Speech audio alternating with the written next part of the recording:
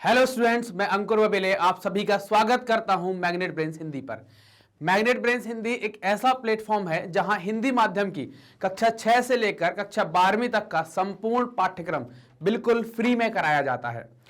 अभी अब इस वीडियो के माध्यम से हम क्या देखने वाले हैं, इस वीडियो के माध्यम से हम इस चैप्टर का जो भी हम कर चुके हैं उसका कंप्लीट रिवीजन करने वाले हैं। किस चैप्टर का? ये आपका चैप्टर नंबर 2, जिसमें आप ये देखेंगे कि भारत में राष्ट्रवाद वाली जो हमने बात की थी, तो इनके जो टॉपिक वाइज वीडियोस हैं वो आपको मिल चुके होंगे। अब इसकी डिमांड थी कि भाई इसका एक कंप्लीट रिवीजन वन शॉट करवाया जाए, तो आज हम एक ये वन शॉट लेकर आए हैं। इस वीडियो के माध्यम से हम पूरे इस चैप्टर को रिवाइज करेंगे, तो आप लोग मेरे साथ बने रहिए और साथ में जुड़े रहिए ताकि आप ये पूरा वीडियो देखिए, ताकि आपका क्या हो, आपके बहुत अच्छा नंबर आप स्कोर कर सकें, आपके एग्जाम में ये बहुत बेनिफिशियल हो। आपको ज्यादा डिटेल अगर देखनी है तो हम इसके सारे वीडियो आपको पहले ही प्रोवाइड कर चुके हैं, तो आप वो भी देख सकते हैं, है ना। ठीक, चलिए अब देखते हैं कि रिवीजन के अंतर्गत तो अब ये जो चैप्टर है उसका नाम हमने देखा हुआ था, या इसका नाम क्या है, भारत में राष्ट्रवाद। तो सबसे पहली बात तो है कि ये राष्ट्रवाद जो कॉन्सेप्ट है ये क्या है। तो हमने देखा था कि राष्ट्रवाद वाली जो भावना है वो कहां से आई। सबसे पहले राष्ट्रवाद जो है आपका यूरोप में डेवलप होगा, और राष्ट्रवाद के साथ साथ हम क्या देख रहे थे कि हमें दो चीजें देखने को मिल रही थी कि एक तो राष्ट्रवाद और दूसरी एक कॉन्सेप्ट था जिसको आप राष्ट्र राज्य या नेशन स्टेट का कॉन्सेप्ट कह रहे थे। ये दो बातें निकल कर आ रही थी। राष्ट्रवाद या नेशन स्टेट से क्या मतलब था? राष्ट्रवाद हम उस जगह कह रहे थे या मतलब उस भावना को कहा जाता था जब लोगों को अपने राष्ट्र के प्रति प्रेम हो जाता है, राष्ट्र के प्रति लगाव पैदा हो जाता है, तो फिर उसमें क्या होती है, उसके अंदर राष्ट्रवाद की भावना आने लगती है। मतलब ये सोचने लगता है कि भाई हम ऐसा कोई काम तो नहीं कर रहा जिससे हमारे राष्ट्र को नुकसान हो। ऐसे ही कई सारे टर्म हैं, जैसे आप परिवारवाद सोचेंगे, क्षेत्रवाद, जैसे आप कुछ ऐसा ना करें कि आपके परिवार को कोई नुकसान हो जाए, तो वो आपका लगाव आपके परिवार के लिए है। जब ये लगाव बढ़ जाता है, आप राष्ट्रीय स्तर पर ये लगाव देखने लगते हैं कि आप देश के बारे में सोचने लगते हैं, तो क्या होता है, आपको राष्ट्रवाद की भावना आ जाती है। अब राष्ट्रवाद के साथ एक नई चीज आई जिसको कह रहे हैं राष्ट्रराज। हमने अब राष्ट्रराज का मतलब क्या हुआ, पहले तक जो था राज्य का कॉन्सेप्ट था, स्टेट रहा करते थे और लोग क्या थे, स्टेटों में ही रहते थे। उनकी जो भक्ति थी, उनका जो लॉयल्टी या हम कहें उनकी जो ईमानदारी थी वो किसके लिए हुआ करती थी, केवल अपने राज्य के लिए और अपने राजा के लिए। उनके राज्य का आकार छोटा या बड़ा होता रहता था। आप कई बार ऐसा भी देखेंगे, एक व्यक्ति जो अपने जीवन काल में उसने अपने राज्य का आकार बड़ा भी देखा है, छोटा भी देखा है और मध्यम भी देखा है। तो उस टाइम पर ये राज्य का कॉन्सेप्ट था, लेकिन जैसे ही राष्ट्रवाद की तरफ हम आए तो हमने एक स्टेट बना दिया जिसको नेशन कहने लगे या नेशन स्टेट कहने लगे। उसकी बाउंड्री दोबारा से डिसाइड कर दी गई, लोग की कौन कौन सी कम्युनिटी है इनकी डेफिनेशन दे दी गई क्या है। अब राष्ट्रवाद में क्या हुआ कि लोग ये उनकी ये डेफिनेशन बदल गई कि भाई लोग जो हैं उनकी परिभाषा कैसे हो रही थी। अभी तक परिभाषा कैसे हो रही थी, हमने कैसे देखा हुआ था कि हर एक व्यक्ति की परिभाषा उनके क्षेत्र से या उनकी जो भी लोकल या उनकी स्थानीय जो बात है उससे वो परिभाषित होते थे। राज्य होगा, जैसे भारत को ही आप देखेंगे, जब भारत बनाया गया तो भारत में लगभग 543 रियासतें, 546 रियासतों को मिलाया गया था। तो अब जैसे अब कश्मीर एक अलग रियासत थी, हैदराबाद एक अलग रियासत थी, जूनागढ़, भोपाल, है ना, मालवा, बुंदेलखंड, बघेलखंड, रुहेलखंड, ऐसी रियासतें हुआ करती थी। तो यहाँ का जो व्यक्ति था वो भारत के लिए थोड़ी सोचेगा, वो अपनी रियासत के बारे में सोचेगा, चाहे वो राजघराने का व्यक्ति हो चाहे वहाँ रहने वाली जनता हो। तो जब क्या हुआ कि जब हमने राष्ट्र राज्य नेशन स्टेट बना दिया, दोबारा से डिफाइन कर दिया कि भाई ये भारत होगा, इसके अंदर जो राज्य आ रहे हैं वो सब भारत के होंगे, तो लोगों के अंदर क्या हुआ कि अब अपने देश से लगाव पैदा हो गया। अब ये लगाव कैसे पैदा होता है, ये एक झटके में नहीं आता कभी, है ना, हम देखेंगे ये एक बार में नहीं आता। ये कैसा है, आप इसको देखें कि यार ये ऐसा नहीं है कि हमने आज एक मंत्र फूंका और आपके अंदर राष्ट्रवाद आ गया। राष्ट्रवाद एक लंबी प्रक्रिया है। किसी भी देश में जब राष्ट्र राज्य बने हैं या राष्ट्रवाद का जो परिकल्पना आई है, इसमें कई साल लगे हैं, एक बहुत लंबी प्रोसेस है, इसमें कई सारी चीजों का योगदान आता है। अभी हम देखेंगे जैसे राष्ट्रीय जो आंदोलन के लिए संघर्ष किए गए या आजादी के लिए संघर्ष किए गए, उससे बहुत सारे लोग अपने पास में आ गए, तो इससे क्या हुआ, उनकी एकता बढ़ना स्टार्ट हो गई, एक कारण वो था। दूसरा क्या है कि इस राष्ट्रवाद की भावना को, जैसे हम और आप, हमारी और आपकी जो पीढ़ी है, इस पीढ़ी ने तो संघर्षों के दौरान रहे नहीं ना, हमारा और आपका कोई योगदान नहीं है, या हमने और आपने बिल्कुल भी डायरेक्टली इन्वॉल्वमेंट नहीं किया है भारत की आजादी के अंदर। ना ही हो सकता कि हमारे और आपके पिताजी लोग का रहा होगा, हो सकता है कि हमारे आपके दादाजी लोग का इन्वॉल्वमेंट उसमें रहा हो। अब ये वाली जब बात आई तो अब ये हमारे अंदर राष्ट्रवाद की भावना कैसे रखी जाए, तो हमारे अंदर राष्ट्रवाद की भावना रखने के लिए प्रतीक सिंबल का यूज किया गया, कुछ चिन्हों का उपयोग किया गया। बीच बीच में हम गाने, जैसे आपने अभी 26 जनवरी में देखा होगा कि हम कुछ गानों का उपयोग करते हैं, मेरा रंग दे बसंती चोला, इससे कुछ गाने जो कि क्या हो, और आपको पुराना इतिहास पढ़ाया जाता है ताकि आपको पता हो कि हमारे पूर्वज या हमसे पहले वाले लोगों का क्या क्या बलिदान रहा है। उन सब चीजों को जानकर और जो राष्ट्रीय सिंबल हैं, गीत हैं और जो उनके विचार हैं, इन सब से क्या है कि आज भी हम लोगों के अंदर राष्ट्रवाद की भावना को बनाकर रखा जाता है। तो अब ये राष्ट्रवाद की भावना आई हुई थी। ठीक, अब भारत में भी राष्ट्रवाद कैसे था, हमने देखा हुआ कि ये उपनिवेशवाद, उपनिवेश क्या है, उपनिवेश ऐसी जगह कहलाती है कि अगर आपने किसी कोई एरिया पर कब्जा कर लिया है तो वहां के संसाधनों का आप उपयोग किसके लिए करेंगे, वहां के संसाधनों का उपयोग आप अपने डेवलपमेंट के लिए करेंगे। तो अंग्रेजों ने हमारे यहां पर कब्जा किया था, हम लोगों से धन लगान ये सब कुछ ले जाकर, और डेवलपमेंट कहां करते थे, विकास कहां का करते थे, अपने देश का करते थे। तो हम क्या हो गए उनके लिए, हम उपनिवेश हो गए, हम उनके गुलाम हो गए। तो अब ये गुलामी जो है वो काफी लंबी चली। तो जब हम लोग ये समझ गए कि यार ये गलत कर रहे हैं, तो इनके विरोध में कुछ आंदोलन हुए। तो उन आंदोलनों से क्या हुआ कि लोग आपस में आने लगे, उनके बीच में क्या हो गई, एकता बढ़ना स्टार्ट हो गई, और वो आपसी एकता को पहचानने लगे। हो सकता मैं गोरा हूं, हो सकता कोई काला है, हो सकता कोई और गोरा है, हो सकता कोई दूसरी जाति का है, हो सकता कोई दूसरे धर्म का है, लेकिन सभी लोग, हो सकता कोई व्यापारी है, कोई नौकरी वाला है या कोई और, लेकिन सभी लोग अंग्रेजों से कहीं ना कहीं पीड़ित थे। सभी को अंग्रेजों ने परेशान करके रखा था। परेशान करने का तरीका अलग था। बड़े किसान को परेशान किया कि भाई तुम्हें लगान देनी है, छोटे किसान को परेशान किया कि उससे खेत को बदल दे रहे थे बार बार, व्यापारी को परेशान किया नए नए टैक्स लगाकर, और मिडिल क्लास आदमी को परेशान कर दिया कुछ और बातों के कारण। तो अब इन सबसे क्या हुआ कि लोगों के बीच में आपसी एकता डेवलप होना स्टार्ट हो गई, उनके बीच में आपसी एकता आ गई। और ये पूरी प्रक्रिया कैसे हुई कि जो उत्पीड़न हो रहा था और जब दमन हो रहा था, तो इनका, चूंकि व्यापारियों ने जब परेशान होने लगे तो व्यापारियों ने भी क्या किया, संघर्ष किया, उनका उत्पीड़न हुआ तो वो मैदान में आए, उनके उत्पीड़न को या उनके संघर्ष को दबाया गया।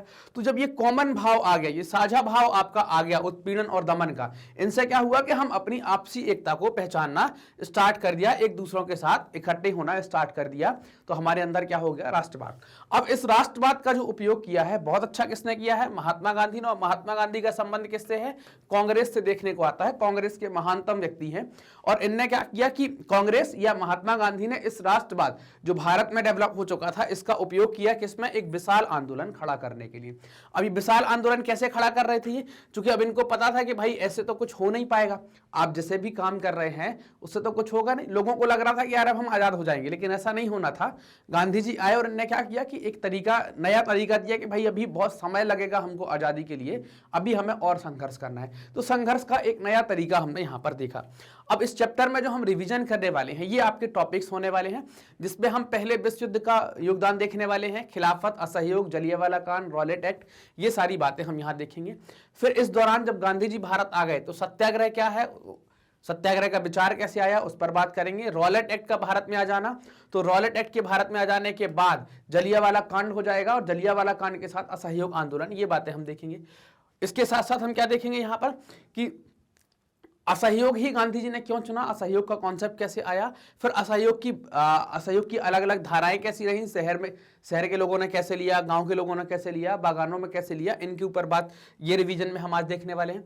सविनय अवज्ञा आंदोलन, चूंकि अब असहयोग के बाद क्या हुआ, गांधी असहयोग आंदोलन को बंद कर लेंगे, तो वहां पर स्वराज्य पार्टी बनेगी। तो सविनय अवज्ञा आंदोलन जो होगा वो कैसे स्टार्ट होगा, तो स्वराज्य पार्टी बनेगी, साइमन कमीशन भारत आएगा, तो ये बातें देखनी है।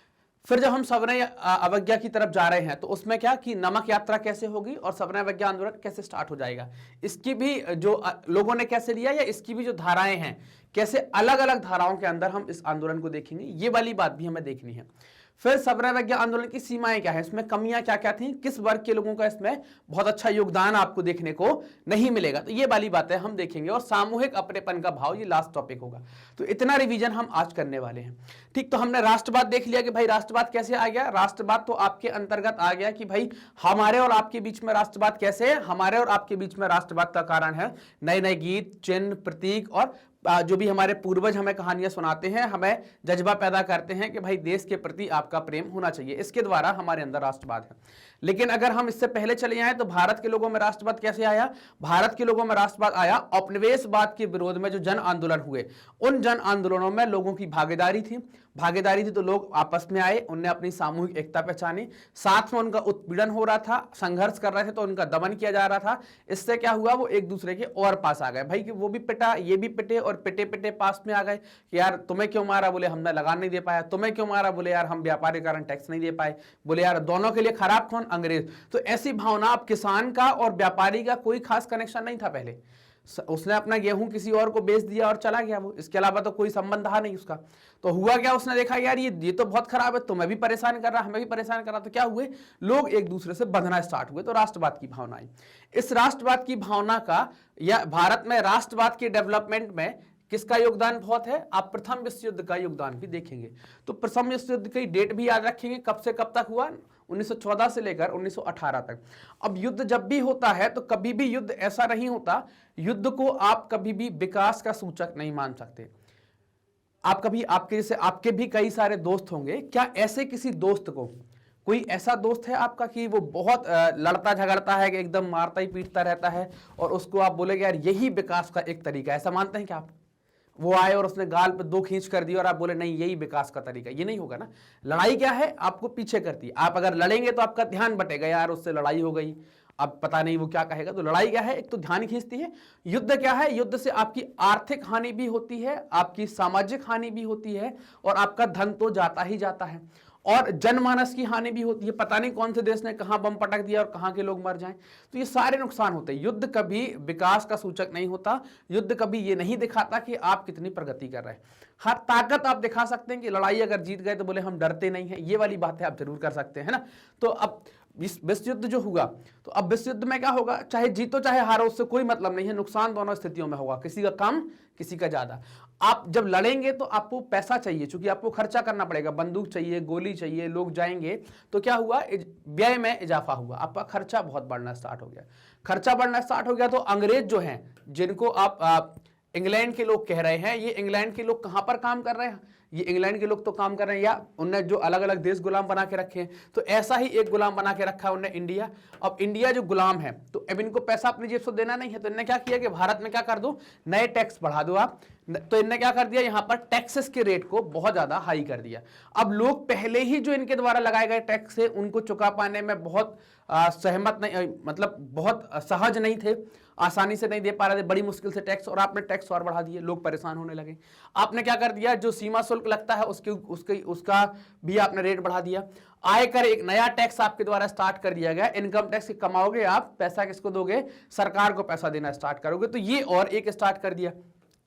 इसी बीच क्या होता है कि आप देखें कि वर्ल्ड वॉर जब होगा, तो जब दुनिया भर में क्या होगा, आयात निर्यात थोड़ा सा मद्दा पड़ जाएगा, कोई दुश्मन देश है, कोई दोस्त देश है, इस तरीके से चीजें बढ़ जाएंगी तो क्या होगी कि कीमतें जो है वो बढ़ना स्टार्ट होगी। जैसे अपन 2 कॉन्सेप्ट देखेंगे, एक बार कीमत बढ़ने का कॉन्सेप्ट भी देख रहे हैं, एक बार कीमत घटने का कॉन्सेप्ट भी देख रहे हैं।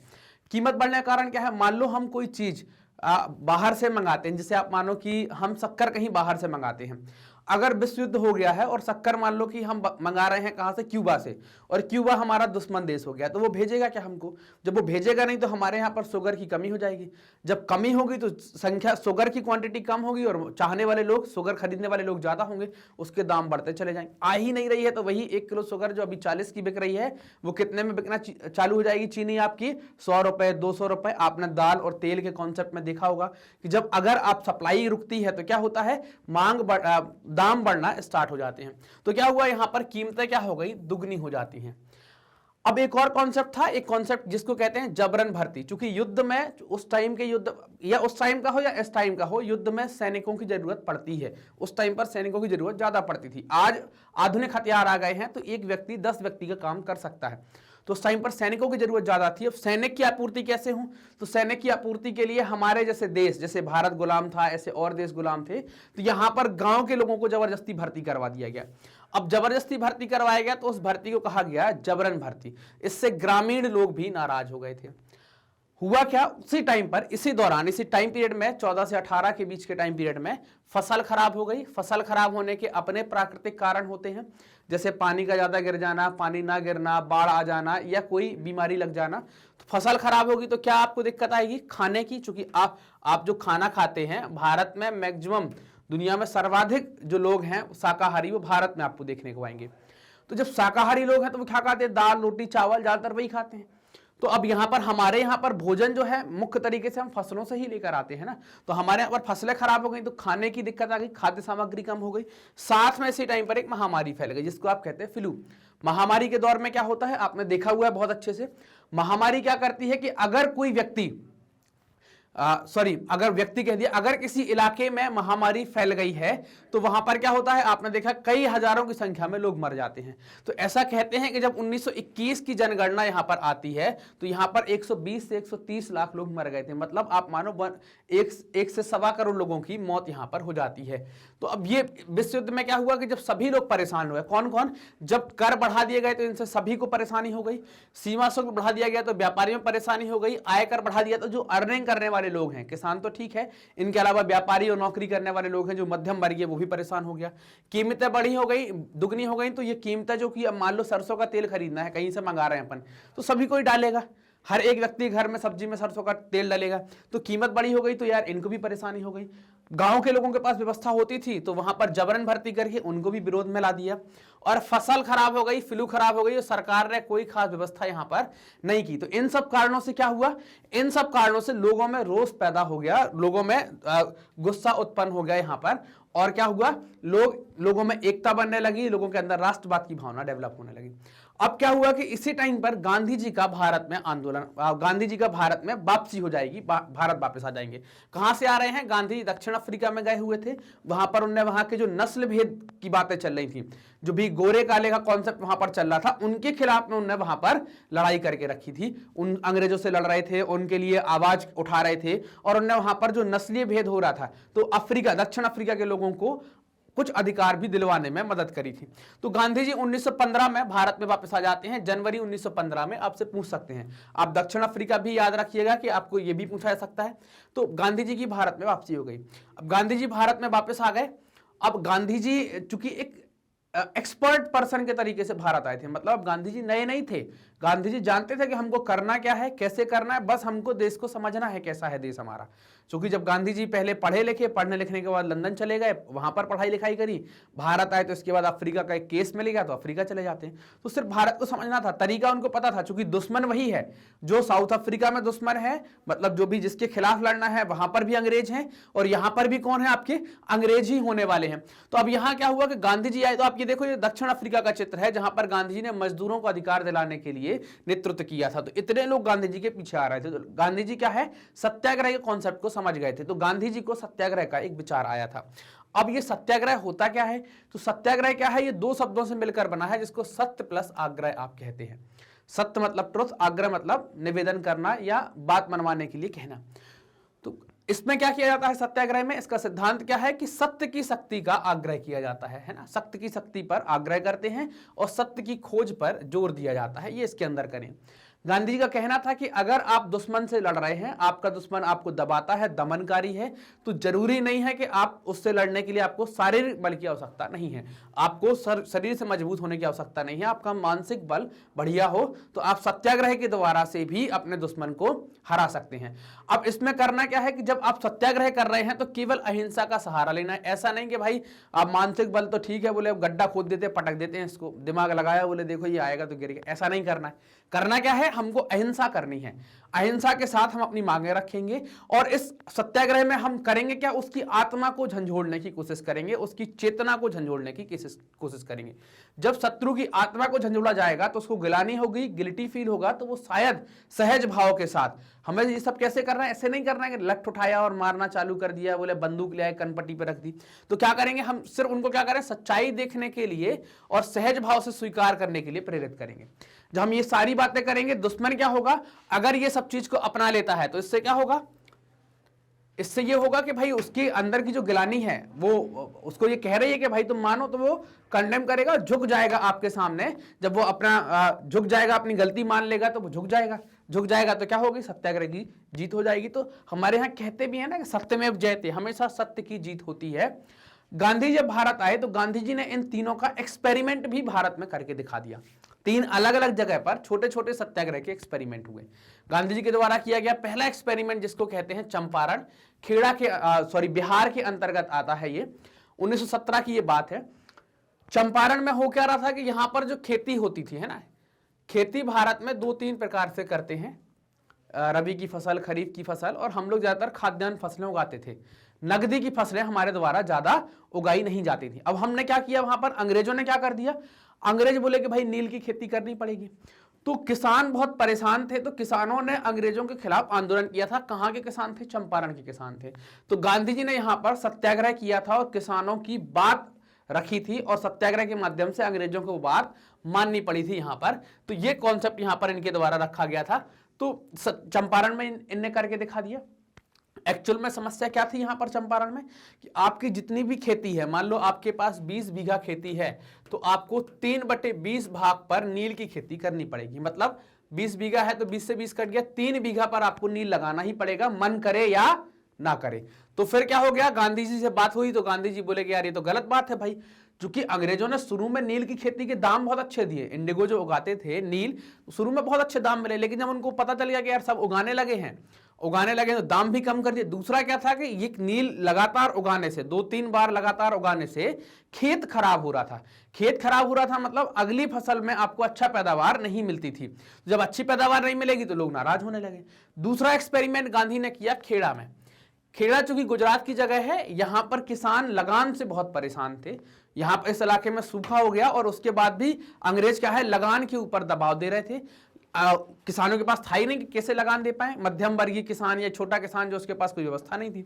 जब कुछ नहीं थी तो गांधी ने यहां पर भी सत्याग्रह किया। सत्याग्रह के माध्यम से क्या कर दिया, ये लगान वाली बात पर उनने कुछ रखा कि भाई ये लगान जो है अब आपको या तो उनसे ले लो कि जो चुका सकते हैं, बाकी सबकी माफ कर दो। यहां पर भी सत्याग्रह का यूज करके गांधी ने दिखाया कैसे हम अंग्रेजों से मनवाते हैं। एक बार एक और आंदोलन या एक और सत्याग्रह गांधी के द्वारा किया गया, जिसको आप कहते हैं अहमदाबाद मिल। ये मजदूरों के लिए क्या गया, अहमदाबाद का मिल आंदोलन या मजदूर आंदोलन। अहमदाबाद जो है भारत में फेमस है अपने सूती कपड़ों के लिए, तो भारत का मैनचेस्टर भी कहते हैं इसको। तो अहमदाबाद में सूती कपड़े की मिलों में जो कर्मचारी थे वो काम कर रहे थे। अब उनको क्या हो रहा था कि यार ये पैसा ही नहीं देते थे, या उनके अधिकारों की जो भी बात थी, अधिकार कम मिल रहे थे। तो उनने गांधी से बात करी, गांधी ने फिर एक सत्याग्रह स्टार्ट कर दिया। सत्याग्रह स्टार्ट किया तो यहां पर भी गांधी ने क्या हुआ, मजदूरों को अधिकार दिलवाए हुए थे। तो गांधी जी ने अपने सत्याग्रह जो अफ्रीका में गांधी जी कर रहे थे, क्योंकि अब अफ्रीका में गांधी कर रहे थे तो ये पता था हमें कि भाई दुश्मन हमारा सेम है। दुश्मन मतलब किसके खिलाफ करना है, अंग्रेजों के खिलाफ करना है। लेकिन वहां के लोगों में और भारत के लोगों में तो अंतर था। एक समानता थी कि वो भी पीड़ित थे और हम भी पीड़ित थे, क्योंकि उनका भी बहुत ज्यादा शोषण हो रहा था, हमारा भी बहुत ज्यादा शोषण हो रहा था। वहां पर शोषण का तरीका रंग था, यहां पर शोषण का तरीका रंग वर्ण सब कुछ मिलाकर थे। वहां रंग के आधार पर काले व्यक्ति को अधिकार नहीं मिलते थे। यहां पर चूंकि दक्षिण अफ्रीका में काले लोग ज्यादा देखने को आपको मिलते हैं, यहां पर भी ऐसी ही कुछ बात आपको देखने में आ रही थी। तो गांधी जी ने समझ लिया था कि भाई कुछ कुछ चीजें कॉमन है, कुछ अलग है, कि यार थोड़ा सा लोगों की भावनाएं कैसी हो सकती हैं। तो गांधी ने छोटे छोटे एक्सपेरिमेंट यहां पर कर लिए थे। अब गांधी जी ने भारत में तीनों एक्सपेरिमेंट सफल कैसे कर लिए, ये वाली बात भी आपके मन में आ सकती है कि गांधी जी का सत्याग्रह का विचार भारत में सफल कैसे हुआ। तो गांधी जी ने भारत को पहले जाना। जब भारत आए थे तो गांधी जी के गुरु जी का नाम है गोपाल कृष्ण गोखले, जिनको राजनीतिक गुरु कहते हैं। तो उनने ये कहा था कि आप आओ और आप आकर भारत में घूमो। तो गांधी जी भारत में घूमे और गांधी जी ने भारत की दुर्दशा और भारत की जो भी वीक पॉइंट और स्ट्रांग पॉइंट सारे समझे कि भारत की स्थिति कैसी है। तो उनको समझा कि यार पीड़ित लोग ज्यादा हैं और लोग लड़ नहीं सकते। लड़ कैसे नहीं सकते, संपन्न नहीं है। संपन्न सब होते, पैसा होता, सबके पास बंदूक होती, सब तैयार होते, सबकी भावना जुड़ी होती, तो हम कहते भी कि भाई निकालो गोली और अपन 1 महीने में खेल खत्म कर देते हैं। तो गांधी को पता था कि इतना बड़ा देश है, सबको लड़वाने के लिए ले जाएंगे, कुछ गरीब हैं, कुछ शरीर से कमजोर हैं, कुछ मतलब जो भी समस्याएं हैं, सब लड़ने के लिए मैदान में नहीं आ सकते। एक दूसरा तरीका हमें रखना पड़ेगा जो हम अफ्रीका में यूज कर चुके हैं। उसी तरीके को हमने क्या कहा, सत्याग्रह कहा हुआ था। यहां पर ये बात क्लियर यहां पर। चलो अब क्या हुआ, अब गांधी जी ने जब गांधी जी के द्वारा ये सारे आंदोलन यहां पर कर दिए गए। अब होता क्या है कि संघर्ष का दौर बढ़ जाता है, मतलब लोगों में थोड़ी थोड़ी चेतना आ गई। चेतना का मतलब होता है दिमाग आ जाना। लोगों में दिमाग आ गया कि भाई यार ये तो हमको ही लूट रहे हैं और हमारा ही पैसा ले जाकर बाहर ले जा रहे हैं, ये सारी बातें आ गई। तो हुआ क्या कि छोटे छोटे आंदोलन होने लगे। किसानों को समझ में आ गया कि हमारी लगान ये लेकर हमसे परेशानी पैदा कर रहे हैं, तो किसान आंदोलन होने लगे। आदिवासियों को लगने लगा तो आदिवासी या जनजातीय आंदोलन होने लगे। ऐसे ही और छोटे छोटे आंदोलन, सन्यासी आंदोलन, धर्म में सुधार के आंदोलन, ये सारे आंदोलन यहां पर होने लगे। अलग अलग जगह भारत में कोई ना कोई इलाके में कुछ ना कुछ आंदोलन भारत में चल रहा था, चलता ही रहता था। अंग्रेजों को लगा यार ये तो बहुत गड़बड़ है, ऐसा होते होते क्या होगा कि भारत पूरा इकट्ठा हो जाएगा। जब लोग इकट्ठे हो जाएंगे तो फिर हमारा टिकना मुश्किल है। क्यों मुश्किल है? क्योंकि हमारी संख्या तो इतनी सी है और भारत तो इतना बड़ा है। हमने तो कुछ पॉलिसीज लगा के कुछ नीतियां लगाएंगे, लड़वा दो, अलग अलग कर दो, और ऐसे करके हम शासन कर रहे हैं। उनको लगा कि यार इसको कैसे दबाया जाए, तो दबाने के लिए उन्होंने एक एक्ट पास किया जिसको कहते हैं रॉलेट एक्ट। अब ये जो गांधी जी यहां पर एक आंदोलन स्टार्ट करेंगे, इन तीनों के बाद एक आंदोलन स्टार्ट होगा जिसको कहेंगे आप असहयोग।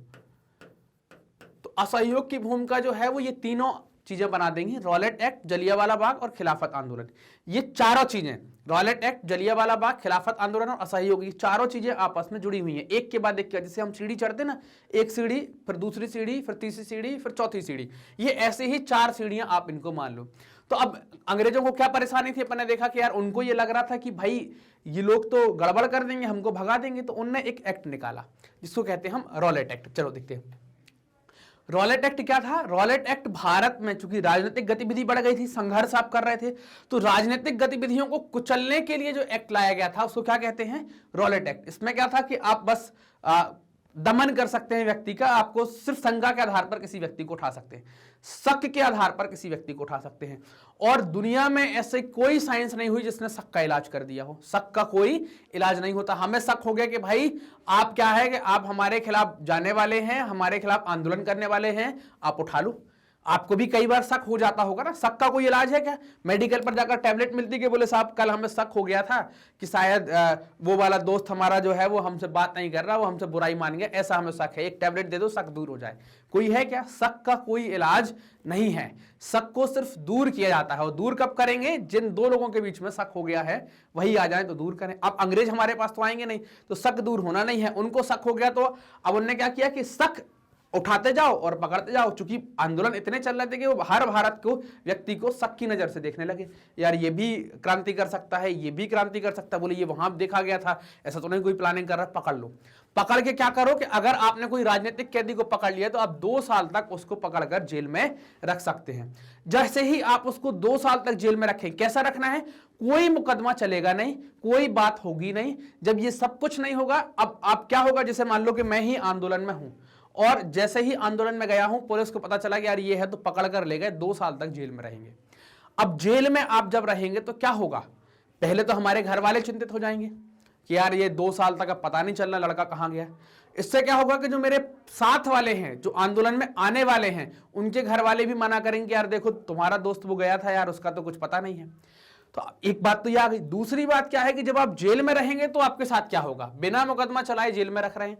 जबकि भारत में व्यवस्था क्या है? आज की व्यवस्था यह है कि आपको पकड़ा जाएगा और आपको जज के सामने पेश कर दिया जाएगा, फिर आपको अदालत में, चूंकि आपको अदालत में ले जाया जाएगा जहां पर आप अपनी बात रख पाएंगे। और अगर बात नहीं रख पा रहे हैं तो फिर आप कैसे बोलेंगे कि सही है या गलत है? नहीं बोल सकते ना। तो अब व्यवस्था क्या हो, जैसे मान लो आप जेल में रख दिया तो क्या होगा? एक कहावत है ना कि मंदिर में जाओगे तो प्रसाद तो मिलता ही है, थाने में जाओगे तो मार तो पड़ती है, और 2 साल तक है तो जब जिसका मन मार देगा, पीट देगा, या कुछ भी घटनाएं अपने साथ हो सकती हैं। तो ये वाली समस्याएं हमें देखने में आ रही थी। गांधी जी को भी लगा कि यार ये वाला कानून तो कोई बात नहीं हुई।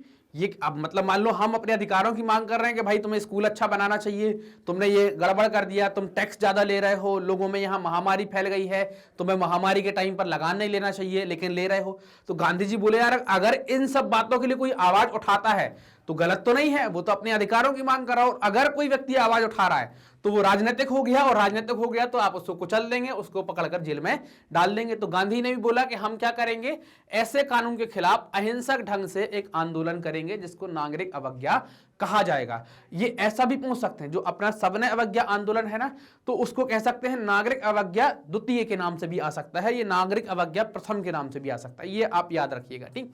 तो गांधी ने बोला कि यार हम इसके खिलाफ एक आंदोलन करेंगे और और उन्होंने एक हड़ताल डिसाइड की कि 6 अप्रैल को एक हड़ताल होगी और उस हड़ताल के साथ भारत में हम इस आंदोलन का विरोध करना स्टार्ट कर देंगे। हड़ताल में क्या होगा, लोग रैलियां निकालेंगे, जुलूस निकाले जाएंगे और हड़ताल की जाएगी, दुकानें बंद की जाएंगी, ये सारी बातें यहां पर की जाएंगी, ऐसा यहां पर कहा गया।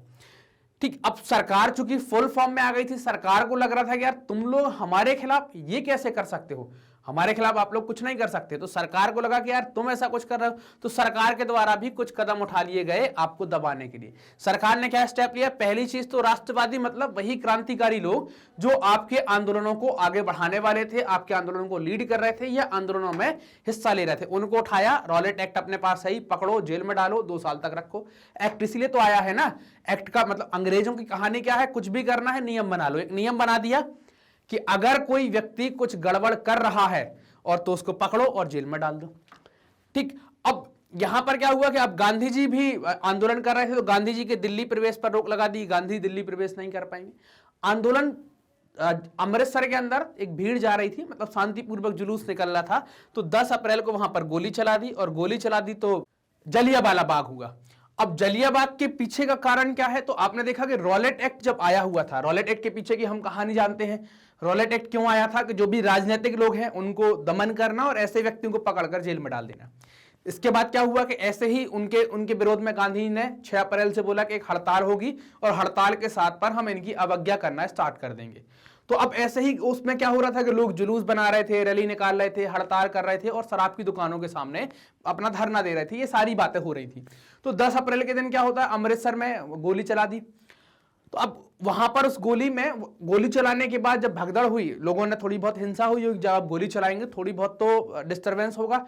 तो वहां के 2 स्थानीय नेता डॉक्टर सत्यपाल और डॉक्टर सैफुद्दीन किचलू, इन दोनों लोगों को अंग्रेजों ने रॉलेट एक्ट के तहत पकड़ लिया। बोले हमें तुम्हारे ऊपर शक हो गया है, तुम ही हो करता धरता, क्योंकि हमको पता है कि शक के आधार पर पकड़ लो और 2 साल तक रखो। अब ये अगले 2-3 दिन बाद 13 अप्रैल के दिन क्या था कि बैसाखी के मेले का आयोजन था। ये कहां आयोजन होता था, जनरली किसी भी शहर में आयोजन मैदानों में किया जाता है जो सुविधाजनक मैदान होते हैं, पास में भी हों, व्यवस्थाएं भी ठीक ठाक हों। तो ऐसा ही एक मैदान था अमृतसर में। अमृतसर का एक मैदान है जिसको कहते हैं जलियांवाला बाग। तो जलियांवाला बाग में अमृतसर के मेले का आयोजन किया गया था। वहां पर लोग बैसाखी के कारण से इकट्ठे हुए थे, बैसाखी मनाने वाले थे। वहीं पर कुछ लोग इसका रॉलेट एक्ट का विरोध कर रहे थे, मतलब एक साधारण से विरोध करके नारे नहीं लगा रहे थे, एक जनरल सभा, एक शांति से लोग बैठकर अपनी बातचीत कर रहे थे कि हमारे नेताओं को पकड़ गए, यार ये तो बात गलत है। ये वाली खबर किसको पता चल गई, जनरल डायर को। और उसने क्या बोला कि यहां पर तो क्या लगा हुआ है, मार्शल लॉ, और मार्शल लॉ का मतलब क्या है कि आप इकट्ठे नहीं हो सकते। वो पहुंचा वहां पर और उसने क्या किया कि जो जलियांवाला बाग है, अभी फोटो में देखेंगे भी अपन, जलियांवाला बाग ऐसा है, चारों तरफ से कवर है, उसमें एंट्री के 2-4 गेट आपको देखने को मिलेंगे, 2 या 3 गेट हैं उसके, ऐसा नहीं है कि चाहे कहीं से भी भाग जाओ। तो वो जनरल डायर आया तो उसने सारे दरवाजे आने जाने के रास्ते क्या कर दिए, बंद कर दिए, अपने सिपाहियों को खड़ा कर दिया। वो अपने सिपाही कैसे, बंदूक के साथ, हथियारों के साथ आए थे और उनको गोलियां चलाने का आदेश दे दिया। 10 मिनट तक गोलियां चली और यहां पर आप देखेंगे गोलियों चलने से इतने लोगों की डेथ हुई कि सरकार ने तो बहुत कम बताया। सरकार तो कहती है कि सिर्फ 379 लोगों की मौत हुई, लेकिन अगर आप ये फोटो देख के अंदाजा लगाएं कि ऐसी भीड़ थी, है ना, करीब 20,000 लोग इकट्ठे हुए थे और ऐसी भीड़ को घेर कर गोलियों से मारा जा रहा था। ऐसा भी कहते हैं कि इसके अंदर एक कुआं था जो लाशों से पूरा भर गया था, और पुराने कुएं आप देखेंगे छोटी साइज के नहीं होते, उनका डायामीटर या उनका व्यास काफी बड़ा होता है।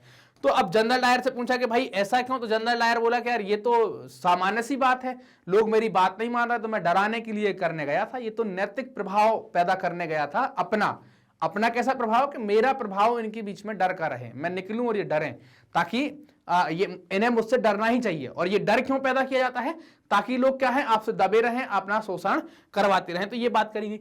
अब जलियांवाला बाग की जैसे ही खबर, जलियांवाला बाग में हत्याकांड हुआ, ये खबर फिर पंजाब में, पंजाब के बाहर हरियाणा, गुजरात, महाराष्ट्र, पूरे भारत में फैली होगी। खबर फैलती चली हो गई। खबर फैली होगी तो 2 प्रकार की प्रतिक्रियाएं आपको देखने को मिलेंगी। कैसी कैसी प्रतिक्रिया, एक तो देखेंगे लोगों ने कैसे लिया होगा इस जलियांवाला बाग हत्याकांड को। जब लोग कुछ कह रहे होंगे तो उस बात पर सरकार ने कैसे रिएक्ट किया होगा, सरकार भी तो अपनी कुछ प्रतिक्रिया देगी। तो लोगों की प्रतिक्रिया पर सरकार की प्रतिक्रिया हम ये देखेंगे। तो लोगों ने क्या किया कि लोगों को जैसे ही ये खबर मिली कि यार वहां पर गोली चला दी, तो लोग भी हिंसक हो गए और ने सरकारी इमारतों पर हमला स्टार्ट कर दिया। सरकार को मौका मिल गया कि हिंसा हो गई, तो सरकार ने इसकी प्रतिक्रिया के लिए क्या किया, जो भी हिंसा कर रहे थे उनको कुचलना, पीटना, मारना ऐसे स्टार्ट किया। ऐसा भी कहते हैं कि जो क्रांतिकारी लोग थे, जो भी इस आंदोलनों में हिस्सा ले रहे थे, उनको पकड़कर नाक भी घचटवाते थे और कईयों को बोलते थे कि बस सलूट करते रहो, दिन भर सलूट सलूट की सजा देते थे कि कोई भी अंग्रेज ने के लिए सलूट मारो।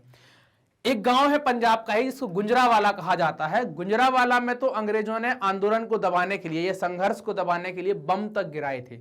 गांधी जी को ये सारी बातें पता चली कि यार ये तो बहुत गड़बड़ ये कर रहे हैं, तो गांधी जी ने क्या किया, आंदोलन को वापस लेने का निर्णय लिया। जो ये रॉलेट एक्ट है ना, ये वाला आंदोलन इतने बड़े स्तर पर अभी नहीं आया था कि ये पूरे भारत को इकट्ठा बांध सके, भारत के सभी लोगों को बांध सके। ये सिर्फ कहां था, जैसे आप पंजाब में देखें तो अमृतसर में हमें देखने को आ रहा है, शहर में और कस्बों में हमें देखने को मिल रहा था। गांधी जी सोच रहे थे कि यार इस आंदोलन को या ऐसे ही कोई बड़ा आंदोलन अगला जो खड़ा करेंगे उसमें सभी लोगों का होना चाहिए। और भारत में दो बड़े समुदाय हैं, हिंदू और मुस्लिम, तो उनका मानना था कि हिंदू मुस्लिम एकता करके एक बहुत बड़ा आंदोलन खड़ा कर सकते हैं। तो गांधी जी के मन में एक विचार आ रहा था असहयोग का, और अब इस असहयोग को बड़ा आंदोलन बनाना है तो उसके लिए सभी की जन भागीदारी जरूरी है। तो बड़ा वर्ग, जो दूसरा बड़ा वर्ग है जिसको मुस्लिम कह रहे हैं, इसको कैसे साथ मिलाया जाए। तो गांधी जी ने डिसाइड किया कि हम खिलाफत का मुद्दा उठाएंगे। अब ये खिलाफत आंदोलन क्या है, तो खिलाफत आंदोलन जो है वो खलीफा, ये कहां पर थे, तुर्की के खलीफा हुआ करते थे। तो ये खिलाफत आंदोलन अपना नहीं है, तुर्की का आंदोलन है। होता क्या है, विश्व युद्ध प्रथम के अंतर्गत तुर्की हार जाता है। तुर्की को कहते हैं ऑटोमन साम्राज्य, तुर्की का जो एरिया था या जो शासन था उसको ऑटोमन साम्राज्य कहा जाता है ना। तो ऑटोमन साम्राज्य का जो राजा होगा वो ऑटोमन सम्राट कहलाता है। ये हार गया था और ये विश्व युद्ध में हार गया, तो ये खबर फैल गई कि अब इंग्लैंड वाले इनके ऊपर बहुत बड़ी बड़ी शर्तें लगाना स्टार्ट करेंगे और इन शर्तों से क्या होगा, तुर्की जो है वो दब जाएगा। ऐसी लोगों में खबर फैल जाती है। तो लोग क्या करने लगे, अपने खलीफा, खलीफा कौन होता है, खलीफा उनका राजनीतिक प्रमुख भी है, मतलब उनके देश का प्रमुख भी है और उनका धार्मिक प्रमुख भी है ना। ये धर्म का भी है, रिलीजियस भी है और पॉलिटिकल भी है, राजनीतिक प्रमुख भी है। तो अब ऐसे खलीफा को क्या होगा, परेशानी खड़ी हो जाएगी। तो लोगों ने क्या किया, अपने खलीफा को सपोर्ट करने के लिए अंग्रेजों की खिलाफत करना स्टार्ट कर दी। खिलाफत का मतलब होता है विरोध करना या विरोध प्रकट करना, या उसके मुखबिर, मतलब ऐसा कि उसके विरोध में खड़े हो गए, अपोजिट में खड़े हो जाना, वैसे कुछ खिलाफत कहलाता है। तो खिलाफत स्टार्ट कर दी। भारत में खिलाफत स्टार्ट करनी थी, तो गांधी जी का खिलाफत स्टार्ट करने के पीछे उद्देश्य क्या था कि हिंदू मुस्लिम एकता को हम करवा दें। अब इसके लिए क्या था कि भारत में जो खिलाफत आंदोलन लेकर आए थे उन दो भाइयों का नाम है मोहम्मद अली और शौकत अली। मोहम्मद अली, शौकत अली ने और दूसरे मुस्लिम नेता गांधी से मुलाकात करते हैं कि बोले भाई खिलाफत को स्टार्ट करना है। खिलाफत को स्टार्ट करना है तो क्या करेंगे, मार्च 1919 में बंबई में एक खिलाफत समिति का गठन कर देंगे और गांधी जी को उसका चेयरमैन बना देंगे। ऑल इंडिया खिलाफत समिति बना देंगे और गांधी जी को उसका चेयरमैन बना देंगे। बोले अब आपको ही ये खिलाफत देखना है। गांधी जी इस आंदोलन के दौरान, इस आंदोलन में क्या देख रहे थे, खिलाफत तो ठीक है, तुर्की का है, भारत में हम ला रहे हैं। भारत में सिर्फ किस लिए ला रहे हैं कि ताकि हम हिंदू मुस्लिम एकता यहां पर कर लें। और गांधी जी भी तैयार हो गए। अब गांधी जी तैयार हुए तो बोले कांग्रेस को तैयार करना पड़ेगा। तो गांधी जी बोले एक सत्र बुलाया जाए अगला कांग्रेस का। तो 1920 में कलकत्ता में कांग्रेस का सत्र बुलाया गया। ये 1920 में 2 सत्र आएंगे, अभी आप देख रहे हैं एक और आएगा। ये सितंबर 1920 में कलकत्ता में एक सत्र आया और उसमें क्या हुआ, उस कांग्रेस के सत्र में असहयोग खिलाफत का प्रस्ताव रखा गया और उस पर मोहर लगा दी गई। और यहां से खिलाफत तो ठीक हो गया, असहयोग की भूमिका बनना भी यहां से स्टार्ट हो गई। यहां से खिलाफत के साथ साथ क्या स्टार्ट हो गया, असहयोग। खिलाफत आंदोलन यहां से स्टार्ट हो जाएगा और असहयोग की बाउंड्री, असहयोग की नींव भर जाएगी कि अब असहयोग को हमें स्टार्ट करना है। तो ये सारी बातें यहां पर कर दी गई। अब क्या होगा कि जैसे ही ये आगे की तरफ जाएंगे तो गांधी जी ने अपने दिमाग में एक शब्द रखा था जिसको कह रहे थे असहयोग। तो गांधी जी के दिमाग में वो असहयोग क्यों आया और असहयोग को ही क्यों चुना। तो गांधी जी का मानना था कि एक शब्द होता है जिसको कहते हैं सहयोग, और दुनिया में सारी बातें, कोई सा भी साम्राज्य, कोई सी भी चीजें सिर्फ सहयोग पर चलती हैं। तो उनने इसके पीछे का कारण ये जानने की कोशिश करी कि भारत में अंग्रेजों की जो सत्ता चल रही है या औपनिवेशिक राज भारत में चल रहा है, उसके पीछे भारतीयों का सहयोग है। कैसा सहयोग कि हम उनका कपड़ा खरीद रहे हैं, हम उनके यहाँ नौकरी कर रहे हैं, वो हमें मारते हैं तो हम पिटने में भी सहयोग करते हैं, अपोज हम थोड़ी सा नहीं करते हैं। अब तो इनने बोला कि यार ये अपोज कैसे करें, ये हमारे ऊपर अत्याचार करें तो हम इनके ऊपर करना स्टार्ट करें। गांधी जी बोले ऐसा नहीं, हम क्या करेंगे, शांतिपूर्वक तरीके से असहयोग करना स्टार्ट करेंगे। अब ये वाला विचार गांधी जी को कहां आया, तो ये विचार गांधी जी को देखने को आया, उनकी एक किताब है हिंद स्वराज। ये किताब 1909 के अंतर्गत लिखी गई थी। तो उनकी किताब 1909 की हिंद स्वराज, उसमें गांधी ने असहयोग पर चर्चा की कि असहयोग, तो अब ये सारी उनने बातें की। गांधी जी क्या बोले कि अगर असहयोग को हटा दें तो ब्रिटिश साम्राज्य साल भर के अंदर ढह जाएगा, ये गांधी जी का मानना था। तो गांधी जी ने इसी को, असहयोग को बढ़ाने के लिए खिलाफत स्टार्ट करवाया हुआ था।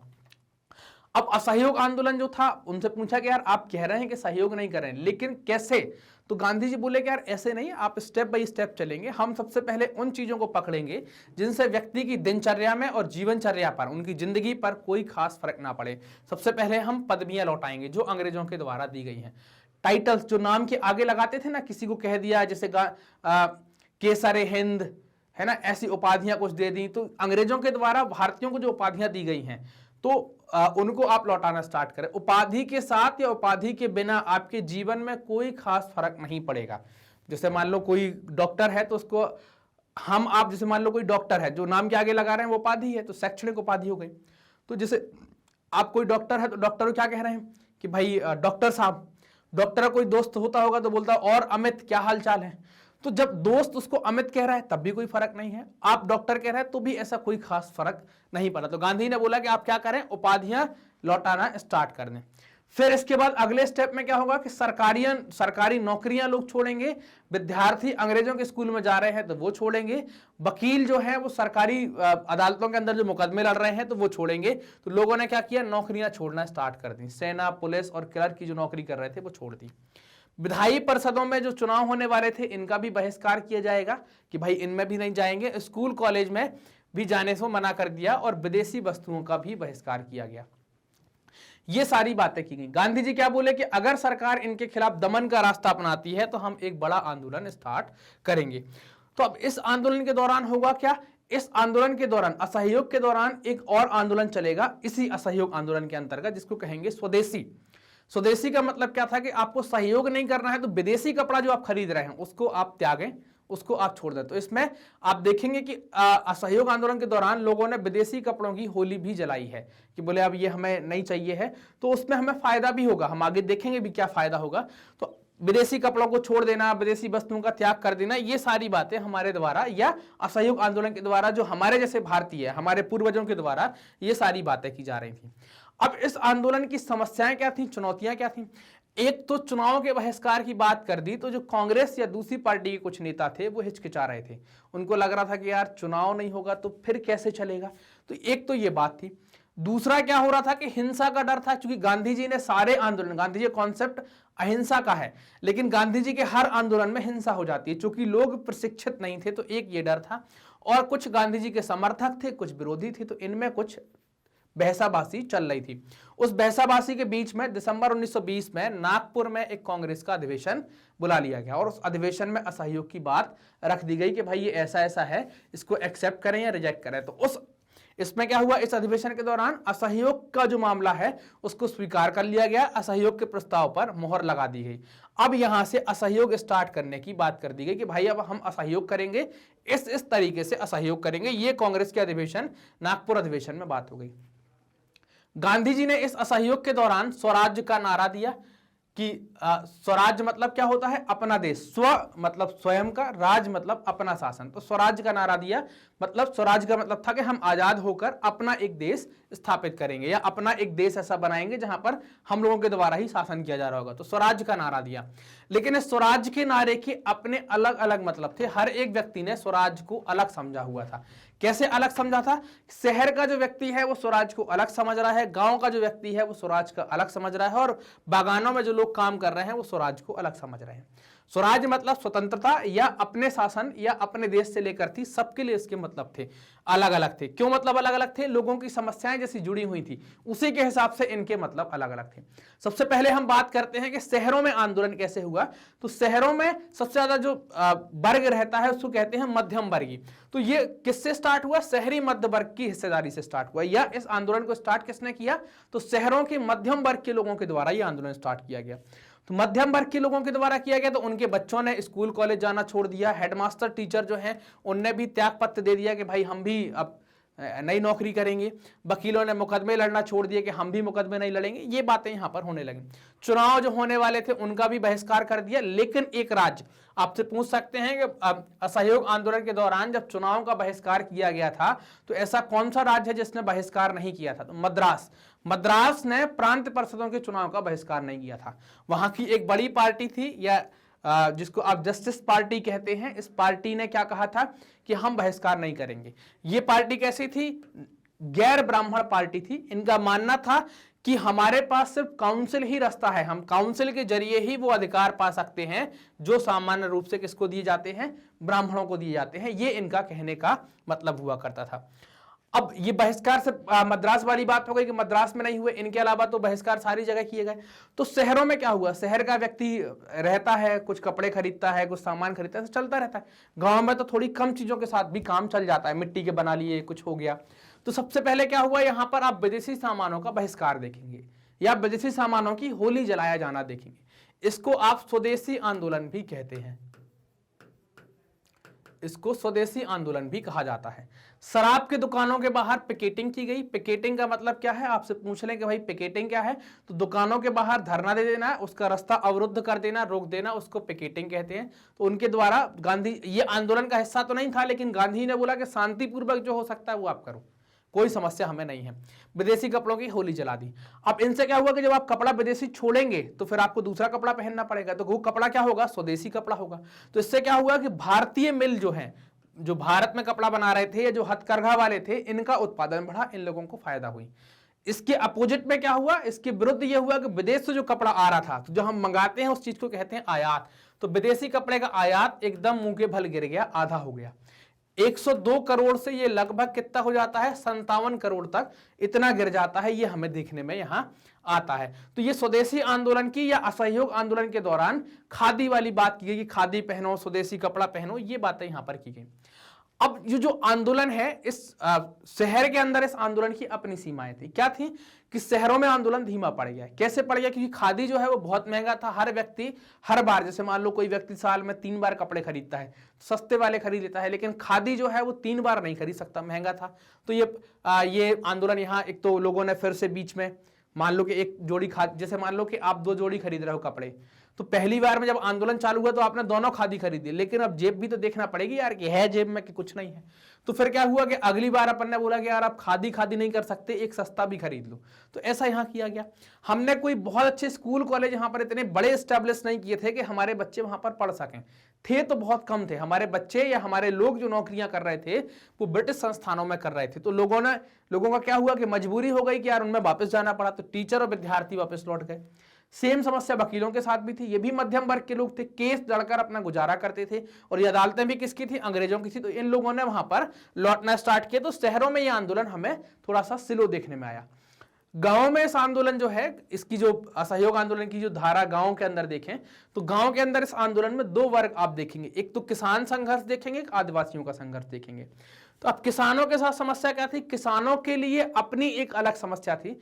किसानों में 2 प्रकार के किसान आप देख सकते हैं। एक को कहें हम संपन्नता जैसा, बहुत ठीक ठाक है, और ज्यादातर कैसे किसान होते हैं? जो मिडिल क्लास टाइप के मध्यम वर्गीय किसान हैं। तो किसानों के जो आंदोलन स्टार्ट हुए वो स्टार्ट हमें देखने को मिलते अवध से। एक व्यक्ति हैं जिनका नाम है सन्यासी बाबा रामचंद्र। इनको गिरमिटिया मजदूर भी कहा जाता है। गिरमिटिया मजदूर क्या है? अंग्रेज भारत से कुछ लोगों को मजदूरी करवाने के लिए फिजी, गयाना, वेस्ट इंडीज ऐसी जगह पर ले जाते थे। वहां पर एक एग्रीमेंट के तहत जाते थे। तो इनको वहां पर एक स्थानीय नाम मिला गिरमिट। इस कारण से, और ये मजदूर क्या कहने लगे, उस अनुबंध को या उस एग्रीमेंट को कहते थे गिरमिटिया, तो इस कारण से इन लोगों को भी क्या कहने लगे, गिरमिटिया मजदूर कहने लगे। तो जो किसानों की समस्याएं थी वो क्या थी, इस आंदोलन को आप खास तौर से देखेंगे, ये जमींदारों और तालुकादारों के बीच में है। जमींदार और तालुकादार कौन है कि भारत में मान लो शासन तो कौन कर रहे हैं, अंग्रेज, लेकिन इनको हिंदी आती नहीं है, तो इनने क्या किया कि भारत में कुछ मीडिएटर बना दिए, मध्यस्थ की भूमिका में कर दिए। तो ये कौन हो गए, ये जमींदार हैं या तालुकादार हैं या साहूकार हैं, ऐसे कुछ बना। अब इनके नीचे कौन आ गए, जिनको कहेंगे आप किसान। अब ये क्या करेंगे कि भाई इनने बोला कि भाई तुमको लगान लेनी है, तुम्हें हमने 2 गांव दे दिए यहाँ की लगान। अब ये लोग क्या करेंगे, इनको सारे अंग्रेजों ने अधिकार दे दिए, तो ये इनको परेशान करना स्टार्ट करेंगे।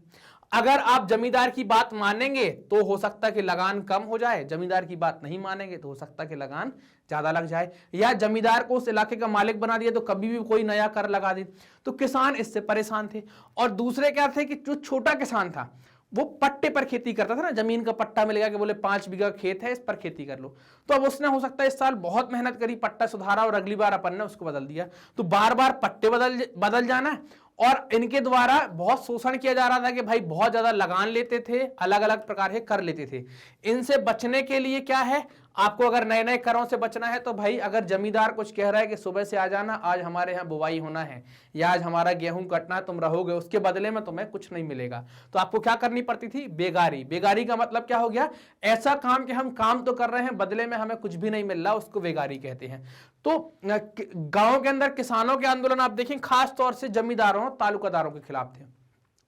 तो बाबा रामचंद्र के नेतृत्व में ये डिसाइड हुआ कि यार ये जमींदार बहुत परेशान करते हैं, सेवा तो हम ही करते हैं ना। तो वहां पर जमींदारों के खिलाफ एक आंदोलन आया जिसको कहते हैं नाई धोबी बंद आंदोलन। तो आपसे पूछे कि भाई ये नाई धोबी बंद आंदोलन किसके विरुद्ध लाया गया, तो जमींदारों के विरुद्ध लाया गया। इसमें क्या होगा कि नाई आपकी सेवा करेगा ना, बाल काट कर, दाढ़ी बनाकर, आपको डेकोरेट कर देगा, सजा देगा, है ना, सुंदर लगा देगा ऐसा। तो ये सारी सुविधा क्या कर दी, बंद कर दी। वैसे ही धोबी भी आपको सेवा देगा, आपके कपड़े धोकर, इस्त्री कर कर। अगर कोई कितना भी सुंदर व्यक्ति हो, उसके बाल वाल बेकार कर दो, दाढ़ी बढ़ा दो, गंदे कपड़े पहना दो, तो वो गंदा ही लगेगा। तो आपकी सजावट में, आपको अच्छा दिखने में, आपकी व्यवस्था में ये लोग भी बहुत योगदान दे रहे थे। तो डिसाइड हुआ, किसानों ने ये डिसाइड किया कि भाई जमींदारों की नाई धोबी बंद कर दो। तो ये नाई धोबी बंद कर दिया गया कि भाई जमींदारों को इनकी सुविधाएं नहीं दी जाएंगी। तभी जवाहरलाल नेहरू क्या हुए, अवध पहुंच गए। अवध पहुंच गए तो जवाहरलाल नेहरू और बाबा रामचंद्र ने मिलकर क्या बना दिया, अवध किसान सभा बना दी। आपसे पूछें संस्थापक कौन है तो आप नाम बताएंगे, कौन कौन है, जवाहरलाल नेहरू और बाबा रामचंद्र। इसमें किसानों को जोड़ा गया। नेहरू जी क्या थे, गांधी जी असहयोग आंदोलन स्टार्ट करने वाले थे, उसका बेस बनाने के लिए गए थे। तो उन्होंने कई सारे किसानों को जोड़ा और इस अवध किसान सभा की अलग अलग गांव में 300 प्लस शाखाएं इनके द्वारा बना दी गई यहां पर। अब होगा क्या कि भाई अब ये किसान जो है वो तो परेशान बहुत थे। तो इस आंदोलन की सीमाएं क्या हुई, किसान तो जमीन बहुत परेशान कर रहे थे। किसान क्या था कि रिएक्शन करने लगे, रेडिकल मूवमेंट होने लगे, हिंसा होने लगी उसमें। और कांग्रेस जो है उस टाइम पर उदारवादी के कॉन्सेप्ट में थी, वो हिंसा जैसी बात को स्वीकार करने के लिए तैयार नहीं थे। और किसानों के जो आंदोलन है वो सब कौन कर रहे थे, वो सब कम्युनिस्टों के द्वारा किए जा रहे थे। और वहां पर जो स्थानीय नेता है वो ये कह रहे थे कि भाई गांधी जी ने कह दिया कोई लगान नहीं देना, जो जिस जमीन पर खेती कर रहा है वो करो। तो लोगों को लगा, क्योंकि फोन तो था ना, ये गांधी जी को लगाएंगे, गांधी जी आपने कहा क्या ऐसा तो था नहीं व्यवस्था, तो ऐसी कोई व्यवस्था नहीं थी। तो अब क्या होने लगा यहाँ पर कि लोग ये बात सही मानने लगे, और ये सही मानने लगे तो किसानों के ऊपर जमींदारों के ऊपर हमला करने लगे, उनकी इमारतों को लूटने लगे, ये सारी बातें यहाँ पर होने लगी। तो अब इससे क्या थे कि किसान जो कांग्रेस किसानों का जो आंदोलन है, इससे कांग्रेस की लीडरशिप या कांग्रेस के जो नेता थे वो खुश नहीं थे। ये इसकी एक बड़ी सीमा हमें या बड़ी कमी हमें देखने को आती है। अब आदिवासियों के अंदर देखें, ग्रामीण इलाके में आदिवासियों, चूंकि हमने ग्रामीण में देखा था कि 2 वर्ग थे, हमने किसान वाला देख लिया। अब ग्रामीण वाले में देखें तो आदिवासी वाले में देखें तो आदिवासी जो है जंगल में रहने वाले जो लोग हैं उनको आप आदिवासी कह सकते हैं या कहते थे पहले ऐसे लोगों को। आज के टाइम पर परिभाषाएं बदल गई हैं। पुराने जमाने के हिसाब से जो समाज से दूर और जंगलों में रह रहे हैं या जिनकी दिनचर्या जंगल में ही होती है ज्यादातर, उनको आप आदिवासी कह रहे थे। अब ये आदिवासियों के आंदोलन कैसे थे, उग्र टाइप के थे, आप एकदम रेडिकल, एकदम लड़ाई झगड़े वाले, अहिंसा का ही इसमें बोलबाला ज्यादा था। तो अब ये आदिवासियों के आंदोलनों को कांग्रेस तो पसंद करेगी नहीं, आप ये वाली एक पहले कमी तो मान के चलना ही चलना साथ में। हो क्या रहा था कि आदिवासी क्यों अंग्रेजों के खिलाफ हो गए थे? ये तो समाज से भी बाहर रह रहे थे, अपने जंगल में अपना दिनचर्या करते थे, बढ़िया मस्त रहते थे। अंग्रेज से इनकी समस्या क्या हो गई? अंग्रेजों से समस्या हो गई जंगल कानून। अंग्रेजों ने क्या कर दिया है, जंगल कानून बना दिया और क्या कर दिया, जो वन क्षेत्र हैं उन आंदोलनों पर वन क्षेत्रों पर अंग्रेजों ने क्या कर दिया कि भाई आप अब जा नहीं पाएंगे, आप जंगलों के एरिया में नहीं पहुंच सकते, आप वहां से मवेशी नहीं चरा सकते, आप वहां से फल नहीं उठा सकते, आप वहां से लकड़ी नहीं काट सकते। ये सारी अब आदिवासी लोग क्या कर रहे थे बेचारे, वो जंगल जाते थे, लकड़ी बीनते थे, फल लाते थे और जो भी करना है वो ज्यादातर चीजें जंगल में हुआ करती थी। अब अगर आप ये सारी चीजें छीन लेंगे तो उनके पास काम होगा नहीं होगा, तो वो तो फालतू हो गए। रोजमर्रा की जिंदगी जो है वो आपने नुकसान पहुंचा दिया। और आपने क्या कहा कि भाई जंगल से रोड बढ़नी है तो पेड़ काटना हो, और उन पेड़ काटने में आपने उन्हीं आदिवासियों का उपयोग किया, बदले में पैसा भी नहीं दिया, बेकार करवा दिया। तो बेकार करवा दिया तो आदिवासी बोले यार कि तुम काटो पेड़ तो अच्छा है, हम काटें तो जंगल कानून है। तो आदिवासी लोग इससे बहुत ज्यादा नाराज थे। और नाराजगी का एक बड़ा कारण क्या था कि इनसे बेगार करवाना, कि भाई जंगल में एक तो इनको जाने नहीं दे रहे, ऊपर से इनका दूसरी जगह उपयोग कर रहे हैं, बदले में कोई पैसा नहीं दे रहे। तो इससे आदिवासी लोग नाराज थे। आदिवासियों में एक बहुत बड़े नेता हैं जिनका नाम है, या उस टाइम का जो बड़ा व्यक्तित्व है उनका नाम है अल्लूरी सीताराम राजू। ये नाम आप याद रखेंगे, ये आदिवासियों के बड़े नेता हैं। इनने ये कहा कि हमारे पास कई सारी दिव्य शक्तियां हैं, अंग्रेजों की गोली भी हमें नहीं लग सकती, अगर किसी को कोई परेशानी है, कोई बीमार है तो हम उसको भी ठीक कर सकते हैं, हम आसमान से खगोलीय अनुमान जो है उनके बारे में भी बता सकते हैं क्या क्या होने वाला है। तो ये सारी घोषणाएं हुई तो वहां के लोग क्या हो गए, इनको ईश्वर का अवतार मानने लगे। और ये गांधी जी के बहुत प्रशंसक थे, बड़े प्रशंसक थे गांधी जी के, उनका गुणगान गाया करते थे। लेकिन इनका यह भी कहना था कि अहिंसा से कुछ नहीं होगा, हम बल पर ही देश को आजाद करा सकते हैं। 1924 में इन्हें फांसी दे दी गई और अब ये क्या हो गए, उस एरिया के एक लोकनायक बनकर रह गए हैं। सिर्फ एक लोकनायक के तौर पर इनको देखा जाने लगा। एक समुदाय या एक धारा ये है जिसको कह रहे हैं हम बागानों के अंदर, कि हम इनको बागानों में कैसे, तो बागान के जो मजदूर हैं उनके लिए स्वराज का मतलब अलग था। कैसे अलग था कि बेचारे एक एग्रीमेंट के तहत उनको ले जाते थे बागानों में। बागान ज्यादातर कहां पर है, आसाम में। तो आपको क्वेश्चन में या तो बागान भी लिखा मिल सकता है या असम के बागान भी लिख सकते हैं, तो आप ये याद रखेंगे, है ना। बागान ज्यादातर आपको आसाम में देखने को मिलेंगे। तो अब बागानों के अंदर ले गए तो उनका क्या था कि एक बार चले गए तो फिर बाहर आने की परमिशन उनको नहीं थी, आपको पूछ कर आना पड़ेगा और परमिशन आपको मिलती नहीं थी। मतलब उसी 4 दीवारी में, जो भी बागान की बाउंड्री है उसके भीतर आपको रहना पड़ रहा था। गांधी जी ने स्वराज की घोषणा की तो मजदूरों के लिए स्वराज का मतलब क्या था, स्वतंत्रता। अब इस 4 दीवारी से हम निकल जाएंगे। उनका मानना था कि गांधी राज आ गया है, गांधी राज आ गया है तो हम अपने घर की तरफ जा सकते हैं, ये उनका मानना था। ठीक, तो अब उनको लगा कि यार असहयोग आंदोलन में गांधी राज आ गया है तो हम अपने घर की तरफ जा सकते हैं, हर एक व्यक्ति को जमीन मिल जाएगी, ऐसा वो मान रहे थे। तो अब इस चक्कर में उन्होंने क्या किया, अपने अधिकारियों की अवहेलना करना स्टार्ट कर दी और बागानों से निकलकर बाहर की तरफ आए। लेकिन इसकी और धाराएं भी तो थी ना, शहरों में देखी, गांवों में देखी। शहरों में लोग हड़ताल पर चले गए, नौकरियां छोड़ दी, तो रेलवे बंद पड़ा हुआ था, ठप था। तो ये पहुंचे, घर जाने के लिए निकले, लेकिन रेल नहीं चल रही थी, बस नहीं चल रही थी, यात्राएं नहीं हो रही थी, तो अपनी मंजिल तक नहीं पहुंच पाए और पुलिस ने इनको पकड़ के वापस से उन्हीं बागानों में डाल दिया और इनके साथ मारपीट भी की गई। तो लेकिन आप देखें कि जो आदिवासी लोग हैं या जो भी ये आंदोलन आप देखेंगे तो अब ये क्या हो गया कि ये आंदोलन में सभी वर्ग के लोग इसमें शामिल हो गए। जब सभी वर्ग के लोग शामिल हो गए तो कोई सा भी छोटा आंदोलन जो स्टार्ट होता था, पहले तक आंदोलन आप देखें गांधी जी वाले भी चंपारण केवल बिहार तक था, खेड़ा केवल गुजरात था, अहमदाबाद केवल अहमदाबाद में था। अब आंदोलन क्या हो गया, कोई भी आंदोलन स्टार्ट हो वो केवल अपनी सीमा, मतलब अपने एरिया तक नहीं था, असीमित था, उसकी कोई सीमा नहीं थी, वो बड़े भारत तक भी फैल रहा था, बहुत बड़ा रूप ले रहा था। तो ये हमें इससे फायदा देखने को मिला। अब असहयोग आंदोलन को गांधी जी ने वापस कैसे ले लिया, तो वापसी के पीछे की घटना यह है कि जब असहयोग आंदोलन चल रहा था तो उत्तर प्रदेश के गोरखपुर में एक जगह है जिसको कहते हैं चोरी चोरा, है ना। ये उत्तर प्रदेश के गोरखपुर की एक जगह है चोरी चोरा। यहां पर 5 फरवरी 1922 को एक कांड हो जाता है कि एक भीड़ जा रही थी और वो निकल जा रही थी शांतिपूर्वक, तो पुलिस के साथ उनका टकराव हो गया। वो टकराव हिंसक हो गया, उसमें अब लोग हिंसक हो गया तो उनके नेता वेता को भी मारा पुलिस ने। इससे भीड़ नाराज हो गई और भीड़ ने घेर कर थाने को आग लगा दी, जिसमें कई पुलिस वालों की जान चली गई। जैसे ही इस घटना की सूचना गांधी जी को मिली तो गांधी जी ने इस आंदोलन को स्थगित करने का, बंद नहीं किया, स्थगित करने का फैसला किया कि लोग क्या है, आंदोलन हिंसक हो रहा है और लोगों को अभी और प्रशिक्षण की जरूरत है कि आपको सत्याग्रह कैसे करना है, इसके प्रशिक्षण की और जरूरत है। ये यहां पर किया गया। जैसे आप देख पा रहे हो, ये दोनों फोटो देख रहे हैं ना, ये वो फोटो है जो आंदोलन के साथ हिंसक भिड़त हो गई। फिर ये है कि ये भीड़ गई और इन्हें थाने को घेर कर आग लगा दी। ये दोनों फोटो आप देख रहे होंगे, है ना। चलिए, अब क्या हुआ कि अब गांधी जी ने ये आंदोलन स्थगित कर दिया। अब जो गैप आएगा, गांधी जी स्थगित कर रहे हैं 5 फरवरी को, है ना। कब स्थगित कर रहे हैं? 5 फरवरी 1922 को ये आंदोलन स्थगित कर रहे हैं। ये फोटो भी हमने देखी। तो अब स्थगित हो गया तो इसके बाद क्या, उससे चूंकि असहयोग में बहुत बढ़ चढ़कर लोगों ने भाग लिया था।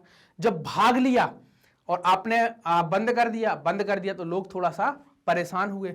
तो अब गांधी जी का जो ब्रेक का टाइम आएगा तो इसके बाद गांधी जी एक नया आंदोलन स्टार्ट करेंगे जिसको कहेंगे सवर्ण अवज्ञा।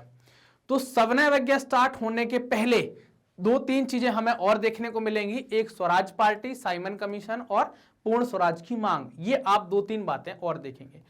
तो अब गांधी जी अपना आंदोलन बंद करेंगे और बंद करने के पीछे कारण था आंदोलन का हिंसक हो जाना और लोगों में प्रशिक्षण की कमी। इन 2 कारणों से गांधी जी अपना असहयोग वापस ले लेंगे। और क्यों लिया था? ये घटना थी चोरी चोरा वाली, वहां से इनको लगा कि यार ये लोग हिंसक हो गए हैं, प्रशिक्षण की कमी है, बंद कर दिया इन्हें। लेकिन कांग्रेस से कुछ लोग इससे बहुत नाराज भी थे, रुष्ट भी थे। कुछ लोग ये चाह रहे थे कि, और लंबे आंदोलनों से लोग थक भी गए थे। कांग्रेस से कुछ नेता चाहते थे कि भाई अब हम प्रांतीय परिषदों में जाकर ये बताएं कि कैसे आपके जो कानून है वो गलत है, आप जो कर रहे हैं वो गलत कर रहे हैं। तो उसके लिए वो लोग चाहते थे कि हमें चुनाव में हिस्सेदारी करने को मिले। तो इसके लिए क्या किया कि उसमें चुनाव में हिस्सेदारी करने के लिए एक पार्टी बनाई गई जिसको क्या कहते हैं, स्वराज पार्टी के नाम से जाना गया। और ये लोग इस स्वराज पार्टी के माध्यम से परिषद में जाकर ये दिखाना चाहते थे कि हम आपकी नीतियों का विरोध करेंगे, जो भी पॉलिसी आपने लगाई है, कुछ सुधार की मांगे करेंगे। ऐसी स्वराज पार्टी का गठन किसके द्वारा किया गया? ये स्वराज पार्टी का गठन किया गया, 2 व्यक्ति हैं, मोतीलाल नेहरू और एक का नाम है CR दास, चित्तरंजन दास। इन 2 लोगों के द्वारा इस स्वराज पार्टी की स्थापना की गई। लेकिन उस टाइम पर कुछ युवा लोग भी आ गए जिनमें जवाहरलाल नेहरू और आपके सुभाष चंद्र बोस भी हैं। ये लोग पूर्ण स्वतंत्रता की बात करने लगे, बोले हमें सिर्फ पूर्ण स्वतंत्रता चाहिए है। उसी टाइम पर कुछ ऐसी घटनाएं हुई जिनने भारत की या दुनिया की राजनीतिक दशा ही बदल दी। एक तो दुनिया में आई थी कि बहुत बड़ी मंदी पूरी दुनिया में, तो पूरी दुनिया के साथ साथ इसका भारत में भी असर पड़ा। दूसरा था कि उसी टाइम पर भारत में एक कमीशन आ गया था जिसको आप साइमन कमीशन के नाम से जानते हैं। मंदी क्या थी? मंदी आप जानते हैं कि चीजों की कीमतें गिर जाना, उनको आप मंदी कहते हैं। मंदी से क्या हुआ? हमारे कृषि उत्पादों की कीमतें गिरने लगी, निर्यात कम हो गया और इतनी कम हो गई कि भाई लोगों को अपना कपड़ा बेचना, लगान चुकाना ये बहुत मुश्किल पड़ने लगा। तो ये मंदी वाली बात थी, इससे लोग बहुत परेशान थे। उसी टाइम पर जब ये आंदोलनों का दौर चल रहा था, क्योंकि हमारे यहाँ पर हम लोग आजादी की तरफ जा रहे थे, हमें आजाद होना था, हम अपने संविधान के बारे में बातें कर रहे थे। तो वहां की ब्रिटेन की एक सरकार है, टॉरी सरकार, टॉरी नई सरकार बनी थी। तो उनने क्या किया कि एक कमीशन बना दिया, उस कमीशन को भारत में भेजा गया कि बोले तुम भारत का अध्ययन करो और भारत के बारे में पता लगा कर लाओ कि यहाँ पर संवैधानिक विकास कैसे किया जाए। तो भारत में कमीशन आया जिसको कहा गया साइमन कमीशन। भारत में आया 1928 में और सर जॉन साइमन को इसका प्रमुख बनाया गया। भारत में आए, और ये क्यों आए थे? भारत में संवैधानिक व्यवस्था की कार्यशैली का अध्ययन करने के लिए आए थे और उसके बारे में सुझाव देने के लिए भारत में आए। लेकिन जब भारत आएंगे तो इसका बड़ा विरोध किया जाएगा। विरोध का कारण क्या था कि साइमन कमीशन में एक भी भारतीय नहीं था। क्योंकि आप बताने वाले हैं हमारे बारे में कि हमें कैसे रहना चाहिए और उसमें हमारे में से ही किसी व्यक्ति को रखा नहीं गया, कोई भी भारतीय नहीं था, तो विरोध हुआ। साइमन वापस जाओ के नारे लगाए गए और इस दौरान आप देखेंगे कि हिंदू मुस्लिम पार्टियां या अलग अलग पॉलिटिकल पार्टी जैसे कांग्रेस, मुस्लिम लीग, ये सभी क्या हो गई, इकट्ठी होकर सबने विरोध किया था कि कोई भी साइमन, चूंकि उनका मानना था कि भाई किसी को भी तो रखते आप, लेकिन आपने किसी को नहीं रखा। इन सब विरोध के बाद भी साइमन कमीशन ने अपनी रिपोर्ट जारी कर दी। रिपोर्ट में उनने कोई ना तो मौलिक अधिकारों की बात की, ना कोई बेसिक बातें की, सब लीपापोती टाइप की चले गए। लॉर्ड इरविन को लगा कि यार विरोध बहुत होने लगा। अब ये लॉर्ड इरविन कौन है, ये भारत के वायसराय थे उस टाइम पर, तो इनको लगा विरोध बहुत होने लगा, तो इनने कुछ घोषणाएं की। इनने क्या बोला कि हम आपको डोमिनियन स्टेटस दे देंगे, लेकिन समय नहीं बताएंगे कब दे देंगे, कोई समय तय नहीं था। आपको अपना संविधान बनाना है, आप अपना संविधान बनाना चाहते हैं, उसके लिए हम गोलमेज कर देंगे, गोलमेज सम्मेलन में आप जाओ, वहां पर हम संविधान के बारे में बात कर सकते हैं। तो पहले गोलमेज सम्मेलन का तो कांग्रेस ने विरोध कर दिया कि यार ये गोलमाल जैसी बात कर रहे हो आप लोग। तो अब यहां क्या था कि कांग्रेस के जो नेता हैं जवाहरलाल नेहरू और सुभाष चंद्र बोस, इनने तो पूर्ण स्वराज की बात की, तो इनका एक गुट तैयार होने लगा और तेज तर्रार थे। इनने क्या कह दिया कि ये तो सिर्फ पूर्ण स्वराज वाली बात करने लगे, आक्रामक रुख अपनाने लगे। तो अब कांग्रेस का एक अधिवेशन बुलाया गया लाहौर में दिसंबर 1929 में। जवाहरलाल नेहरू को इस कांग्रेस अधिवेशन का अध्यक्ष बनाया गया। चूंकि ये लोग पूर्ण स्वतंत्रता चाह रहे थे, तो इस अधिवेशन के द्वारा किसकी मांग की गई, पूर्ण स्वराज की मांग की गई, और उसको स्वीकार कर लिया गया कि पूर्ण स्वराज होगा। डिसाइड किया गया कि भारत का जो आजादी का दिवस होगा वो कब मनाएंगे, 26 जनवरी को हम स्वतंत्रता दिवस मनाएंगे। लेकिन संभवतः ऐसा हो नहीं पाता। गांधी जी भी इसमें बैठे हुए थे, तो गांधी जी कुछ ऐसी चीजें सोच रहे थे कि हम ऐसा कुछ करें कि भाई ऐसी कोई बात हमें मिल जाए लोगों की दिनचर्या से जुड़ी हुई हो, तो लोग इससे कनेक्ट हो पाए, ताकि ये आंदोलन एक बड़ा जन आंदोलन बन सके। तो अब यहां से नमक आंदोलन की हम बात करेंगे, या नमक यात्रा या दांडी यात्रा की हम बात करेंगे। तो गांधी जी को एक नाम मिल गया कि भाई एक नमक ऐसी चीज है जो हर एक व्यक्ति के दिनचर्या से जुड़ी हुई है, चाहे वो अमीर व्यक्ति हो चाहे गरीब व्यक्ति हो, सब व्यक्ति को नमक खाना है। इसलिए गांधी जी ने नमक को चुना।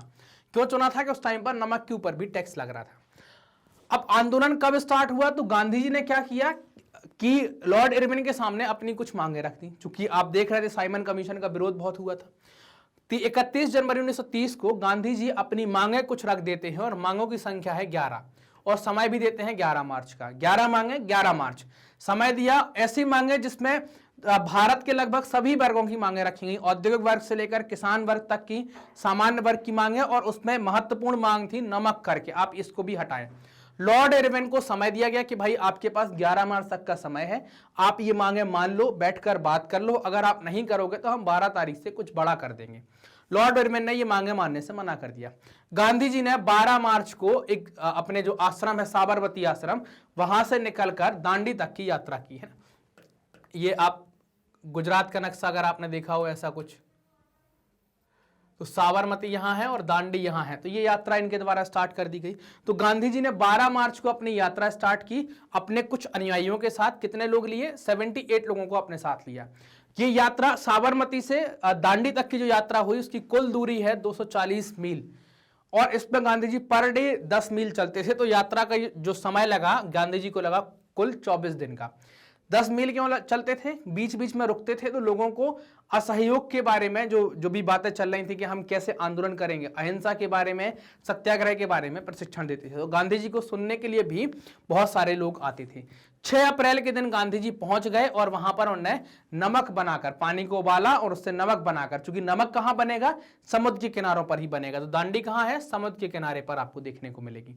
तो समुद्र के किनारे पर जाकर उन्होंने दांडी में नमक बनाकर नमक कानून को तोड़ दिया, और इसके साथ भारत में क्या फैल गया, सविनय अवज्ञा आंदोलन फैल गया। पूरे भारत में लोग कुछ ना कुछ तोड़ने लगे।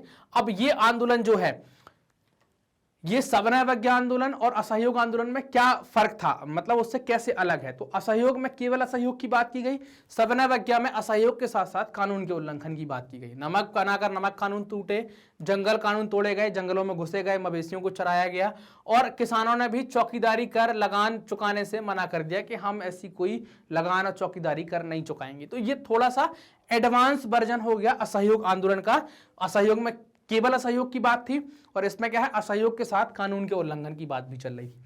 अब इस आंदोलन के दौरान प्रतिक्रिया क्या रही होगी सरकार की, तो सरकार की प्रतिक्रिया क्या रही, तो सरकार ने भी अपने एक्शन लेना स्टार्ट कर दिए। गांधी जी के एक सहयोगी है जिनका नाम है खान अब्दुल गफ्फार खान, इनको पकड़ लिया गया। इनको पकड़ा तो हिंसा हो गई, हिंसा हुई, और बाद में 1 महीने बाद गांधी जी को भी पकड़ लिया गया। फिर जैसे ही गांधी जी को पकड़ा गया तो फिर और हिंसा हुई, और हिंसा जैसे ही आएगा तो गांधी जी हिंसा पसंद नहीं करते। जैसे ही हिंसा हुई, चूंकि गांधी जी और खान अब्दुल गफ्फार खान को पकड़ा गया तो लोगों को लगा कि आपने इनको कैसे पकड़ लिया, गलत बात थोड़ी कर रहे हैं कुछ, तो गांधी जी ने असहयोग ये आंदोलन को स्थगित करने का फैसला लिया। अब स्थगित करने के फैसले में गांधी जी ने एक कॉन्सेप्ट रख लिया कि भाई स्थगित तो कर रहे हैं, लेकिन वायसराय साहब आप बैठो मेरे साथ, कुछ बात करते हैं। तो स्थगित करने के पीछे कारण क्या था कि इरविन भी तैयार हो गया था कि हम आपकी कुछ मांगे मान लेंगे। तो गांधी जी के और इरविन के बीच में समझौता होता है, जिसको आप कहते हैं गांधी इरविन समझौता। 5 मार्च 1931, डेट याद रखेंगे, आपसे पूछ सकते हैं। इसमें क्या हुआ समझौते में कि भाई सारी बातें मान ली गई, 11 में से 10 मांगे मान ली गई, और गांधी से बोला गया कि भाई अगर रही बात आपके संविधान की, तो संविधान बनाने के लिए आप गोलमेज द्वितीय में चलो। गोलमेज द्वितीय कहाँ होगा? सेकेंड गोलमेज लंदन में होगा, वहां पर जाकर अपनी आप बात रखो। लेकिन गांधी जी वहां गए तो वहां पर BR अम्बेडकर के साथ उनका काफी विवाद हो गया, क्योंकि अम्बेडकर साहब भी गोलमेज द्वितीय में दलित महासभा की तरफ से गए थे। गांधी जी भारत वापस आए तो उन्होंने देखा कि यार यहाँ पर तो हमारे जवाहरलाल नेहरू, खान अब्दुल गफ्फार खान, कई सारे नेताओं को इन्होंने जेल में डाल के रखा है। क्योंकि गांधी जी यहाँ से चला गया, बड़ा नेता चला गया यहाँ से, अंग्रेजों को मौका मिल गया तो वो क्या करे, यहाँ के जो दूसरे और नेता थे उनको उन्होंने दबाना स्टार्ट कर दिया। गांधी जी वापस आए तो उन्होंने देखा कि यार वहां भी मेरे साथ धोखा और यहाँ भी मेरे साथ धोखा, बोले हम आंदोलन दोबारा स्टार्ट करेंगे। गांधी जी ने दोबारा से आंदोलन स्टार्ट किया, लेकिन आंदोलन साल भर में ही ठंडा पड़ गया, क्योंकि आंदोलन की स्पीड अब घट चुकी थी, है ना। तो अब साल भर में ही आंदोलन ठंडा पड़ जाता है। अब ये इस आंदोलन को अलग अलग वर्ग के लोगों ने कैसे लिया, संपन्न किसान कैसे लेंगे, गरीब किसान कैसे लेंगे, उद्योगपति कैसे लेंगे, और श्रमिक वर्ग के द्वारा कैसे लिया जाएगा। किसान वर्ग को अगर आप देख लें तो ये ग्रामीण है, उद्योग वाले चीजों से जुड़े हैं वो शहरी हैं, और इनमें एक फिगर है महिला का जो आपको दोनों जगह देखने को मिलेगा। संपन्न किसान के लिए स्वराज्य का मतलब था कि लगान में कुछ कमी हो जाए। कारण क्या था कि ये लोग वाणिज्यिक फसलें, व्यापारिक फसलों की खेती करते थे, उनकी कीमतें गिर रही थी, तो इनका नकदी खत्म हो रहा था, ये लगान नहीं चुका पा रहे थे। तो ये लोग जो लड़ाई में आए, इनने स्वराज्य को या सवर्णावज्ञा आंदोलन को कैसे मतलब किसान क्या चाह रहे थे, संपन्न किसान, कि लगान में कमी हो जाए, राजस्व ज्यादा था। अब गरीब किसान की बात करते हैं। गरीब किसान को जब खेती करनी होती है तो जमीन किराए पर लेनी पड़ती है, मतलब पट्टा, मतलब किराया, मतलब भाड़ा। तो ये चाहते थे कि भाड़ा माफ हो जाए। तो गरीब किसानों के लिए स्वराज का मतलब क्या था? भाड़े की माफी। तो इनने इसके लिए आंदोलन भी निकाला था, जिसको भाड़ा विरोधी आंदोलन कहते हैं। अब अगला देखते हैं कि भाई उद्योग वर्ग के लोग, व्यवसायी वर्ग क्या चाहता है? तो व्यवसायी वर्ग काफी पैसा कमा के ठीक ठाक स्थिति में आ गया था प्रथम विश्व युद्ध के दौरान। तो वो चाह रहा था कि एक ऐसा भारत बनाया जाए जहां पर हम व्यापार को अपना बढ़ा सकें, व्यापार हमारा फल फूल सके आराम से, हमें कोई खास दुविधा ना हो। अंग्रेजों के द्वारा कुछ नीतियां बनाकर इनको परेशान करते थे, तो ये यही चीजें चाहते थे। ये चाहते थे कि जब हम आयात करते हैं तो हमारा आयात भी सुरक्षित रहे। इसके लिए इन्होंने 1920 में एक संस्था बनाई, भारतीय औद्योगिक एवं व्यापारिक कांग्रेस, और 1927 में एक और संस्था बनाई, भारतीय वाणिज्य एवं उद्योग परिसंघ। इस उद्योग वर्ग का नेतृत्व करने वाले प्रमुख व्यक्तियों में पुरुषोत्तम दास ठाकुर और घनश्याम दास बिड़ला को आप पाएंगे।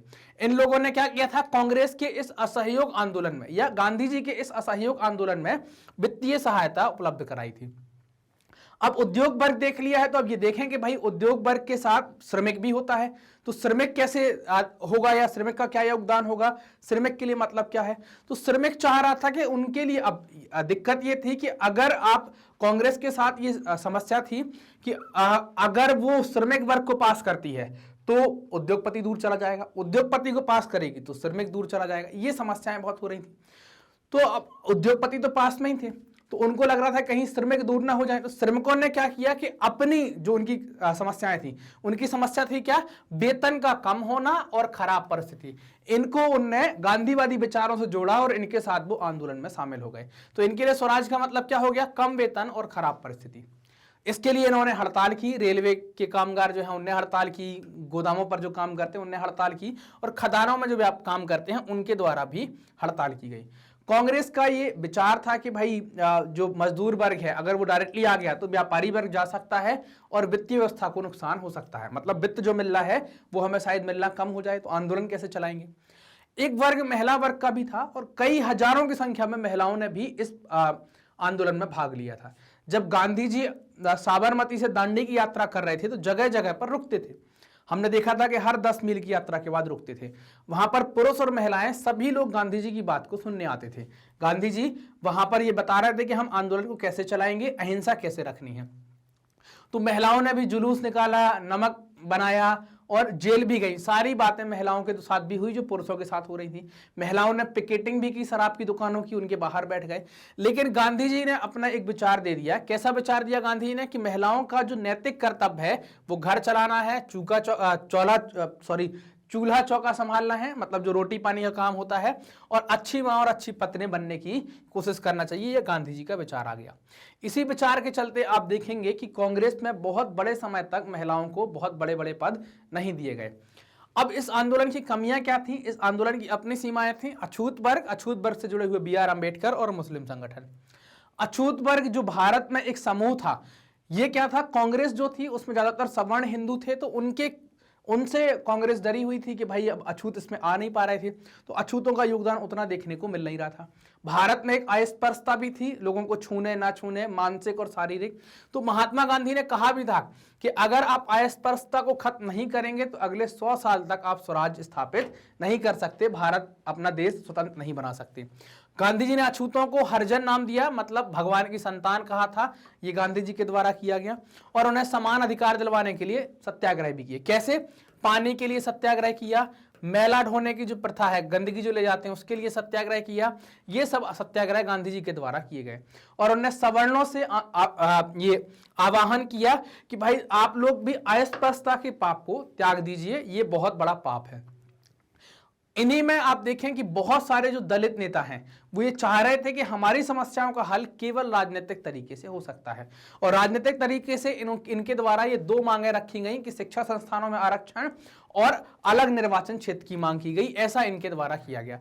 तो इस वर्ग में आप देखेंगे दलित का भी ज्यादा योगदान नहीं मिला। दलितों के एक बहुत बड़े नेता हैं जिनका नाम है बी.आर. अम्बेडकर। बी.आर. अम्बेडकर ने एक वर्ग बनाया जिसको कहते हैं दलित वर्ग एसोसिएशन। ये बी.आर. अम्बेडकर के द्वारा बनाया गया। जब गांधी इरविन समझौता होता है, दूसरे गोलमेज सम्मेलन में जाते हैं, तो अंबेडकर साहब से लड़ाई भी हो जाती है। झगड़े का कारण क्या था कि अंबेडकर साहब अलग निर्वाचन की तरफ जा रहे थे और गांधी जी को लग रहा था कि अगर आप अलग निर्वाचन ऐसे जाति और धर्म के आधार पर देने लगेंगे तो हुआ क्या, भारत में एकता की जो प्रक्रिया हो रही है वो बहुत धीमी पड़ जाएगी और भारतवासियों के अंदर एकता नहीं आ पाएगी। और जब ये अलग निर्वाचन क्षेत्र की घोषणा हो गई तो गांधी जी अनशन पर बैठ गए, आमरण अनशन पर चले गए। और फिर बाद में गांधी जी और अंबेडकर जी के बीच में समझौता हुआ जिसको गांधी अंबेडकर समझौता या पूना पैक्ट के नाम से जानते हैं। सितंबर 1935 में ये हुआ। अब जो दलित वर्ग है जिसको दमित वर्ग कहा गया, आगे जाकर उसको अनुसूचित भी कहा गया, तो इनके लिए गांधी जी ने फॉर्मूला क्या सुझाया था जब ये पूना पैक्ट हो गया? इसमें इन्होंने फॉर्मूला सुझाया था कि आरक्षण आप उनको प्रांतीय परिषदों में और केंद्रीय परिषद के अंदर आरक्षण दे दो। तो ये आरक्षण वाली बात अंबेडकर साहब मान लेते हैं और दोनों में समझौता हो जाता है। एक वर्ग और था जो इस चीज से रुष्ट था या उनकी भी अपनी समस्याएं थी। मुस्लिम वर्ग का भी आपको असहयोग में उतना बड़ा हिस्सेदारी देखने को नहीं मिलेगी जैसी आप खिलाफत में देखेंगे। मुस्लिम वर्ग में क्या है, कुछ राजनीतिक संगठन ने कोई दिलचस्पी नहीं दिखाई। कारण क्या था कि जो कांग्रेस है वो हिंदू महासभा जैसे बड़े बड़े कट्टर ग्रुपों के संपर्क में या उनसे उसकी नजदीकी ज्यादा बढ़ गई थी। तो इससे क्या हुआ, हिंदू मुस्लिम संबंध खराब हुए। दोनों अपने संबंधों या अपनी वर्चस्व या अपनी ताकत दिखाने के लिए जुलूस निकालते हो, कट्टरता को इनके द्वारा बढ़ाया गया। तो इन दोनों वर्गों के द्वारा, ये दोनों धर्मों में क्या हो गया, फासला बहुत बढ़ गया। अब इन दोनों धर्मों के अंदर एकता कराने की कोशिश की गई कांग्रेस और मुस्लिम लीग के द्वारा 1927 में ये कोशिश की गई। अब ये कोशिश भी असफल हो गई। असफलता के पीछे 2 कारण, मोहम्मद अली जिन्ना और एम.आर. जयकर। जिन्ना साहब ने कहा था, जिन्ना साहब अलग निर्वाचन क्षेत्र की मांग कर रहे थे, तो उन्होंने कहा था कि अगर हमें भी आरक्षण दे दिया जाए केंद्रीय परिषद में और जहां पर मुस्लिम बाहुल इलाके हैं उन इलाकों में हमें हमारी संख्या के हिसाब से रिप्रेजेंटेशन दे दिया जाए तो हम अलग निर्वाचन वाली बात को छोड़ दें। लेकिन M.K. जयकर ने इसे फिजूल बता दिया और यह मामला ठंडा पड़ गया। तो इस कारण से मुस्लिम वर्ग का भी आप बहुत ज्यादा सहयोग इस आंदोलन में नहीं देख पाएंगे। अब ये आता है इस चैप्टर का आखिरी टॉपिक जिसको कहते हैं सामूहिक अपनेपन का भाव, है ना। ये फोटो भी आपके उसमें देखने को मिलेगी आपके चैप्टर के अंदर। अपनापन क्या कहलाता है? जब हमारा किसी से लगाव होता है। और ये अपनापन कैसे पैदा होता है? ये एक प्रक्रिया है। ये कभी ऐसे नहीं होता कि भाई आ गया और बस कोई दिख गया तो अपनापन। फील, अंदर से फील आएगा तो अपनेपन की भावना डेवलप होगी। अपनेपन की भावना डेवलप करने में या अपनेपन की भावना का विकास में सबसे बड़ा योगदान तो आप इसका मान सकते हैं कुछ हद तक संयुक्त संघर्षों का। जब संघर्ष हो रहा था तो हमने देखा कि यार अंग्रेज हमें आपको सबको परेशान कर रहे हैं, तो परेशान लोग सब इकट्ठे हुए, उनको लगा यार ये खराब लोग हैं, तो उस टाइम पर तो अपनेपन की भावना आई। लेकिन इसका और विकास कैसे किया गया? सांस्कृतिक तरीके से, इतिहास के द्वारा, और लोक कथाएं बड़ा काम करती हैं, चित्र और प्रतीक बहुत काम करते हैं आपके अपनेपन के लिए। कैसे डेवलप होगा? जैसे हमारे और आपके बीच में अपनेपन की भावना कैसे है? क्योंकि हम और आप दोनों क्या है, एक ही राष्ट्र के अंग हैं। जब ये भावना आ जाती है कि हम एक ही देश के हैं तो फिर अपनेपन की भावना आ जाएगी। तो हमारे अंदर अपनेपन की भावना ही, और हम कैसे उसको बिल्डअप करते हैं? लोक कथाएं सुनकर, है ना, चित्र देखकर, या सरकार के द्वारा कुछ प्रतीक बनाए गए उनको देखकर ये अपनेपन की भावना का विकास होता है। संघर्ष के दौरान अपनेपन की भावना के लिए कुछ चित्रों का चलन में आया। जैसे आप यूरोप में देखेंगे कि जब यूरोप में राष्ट्रवाद का उदय चल रहा था तो वहां पर भी आप कुछ चित्र देख पाएंगे जिन चित्रों के माध्यम से इनमें अपनेपन के भाव को विकसित करने की कोशिश की। वैसे ही भारत में राष्ट्र को माता कहा गया कि राष्ट्र माता की पिक्चर बनाई गई या फोटो बनाई गई। तो ऐसी पहली राष्ट्र माता की फोटो बनाने की कोशिश जो की थी वो की थी बंकिम चंद्र चट्टोपाध्याय ने, और अपनी मातृभूमि के लिए उनने वंदे मातरम गीत भी लिखा था जो बाद में अपने उपन्यास आनंद मठ में शामिल किया।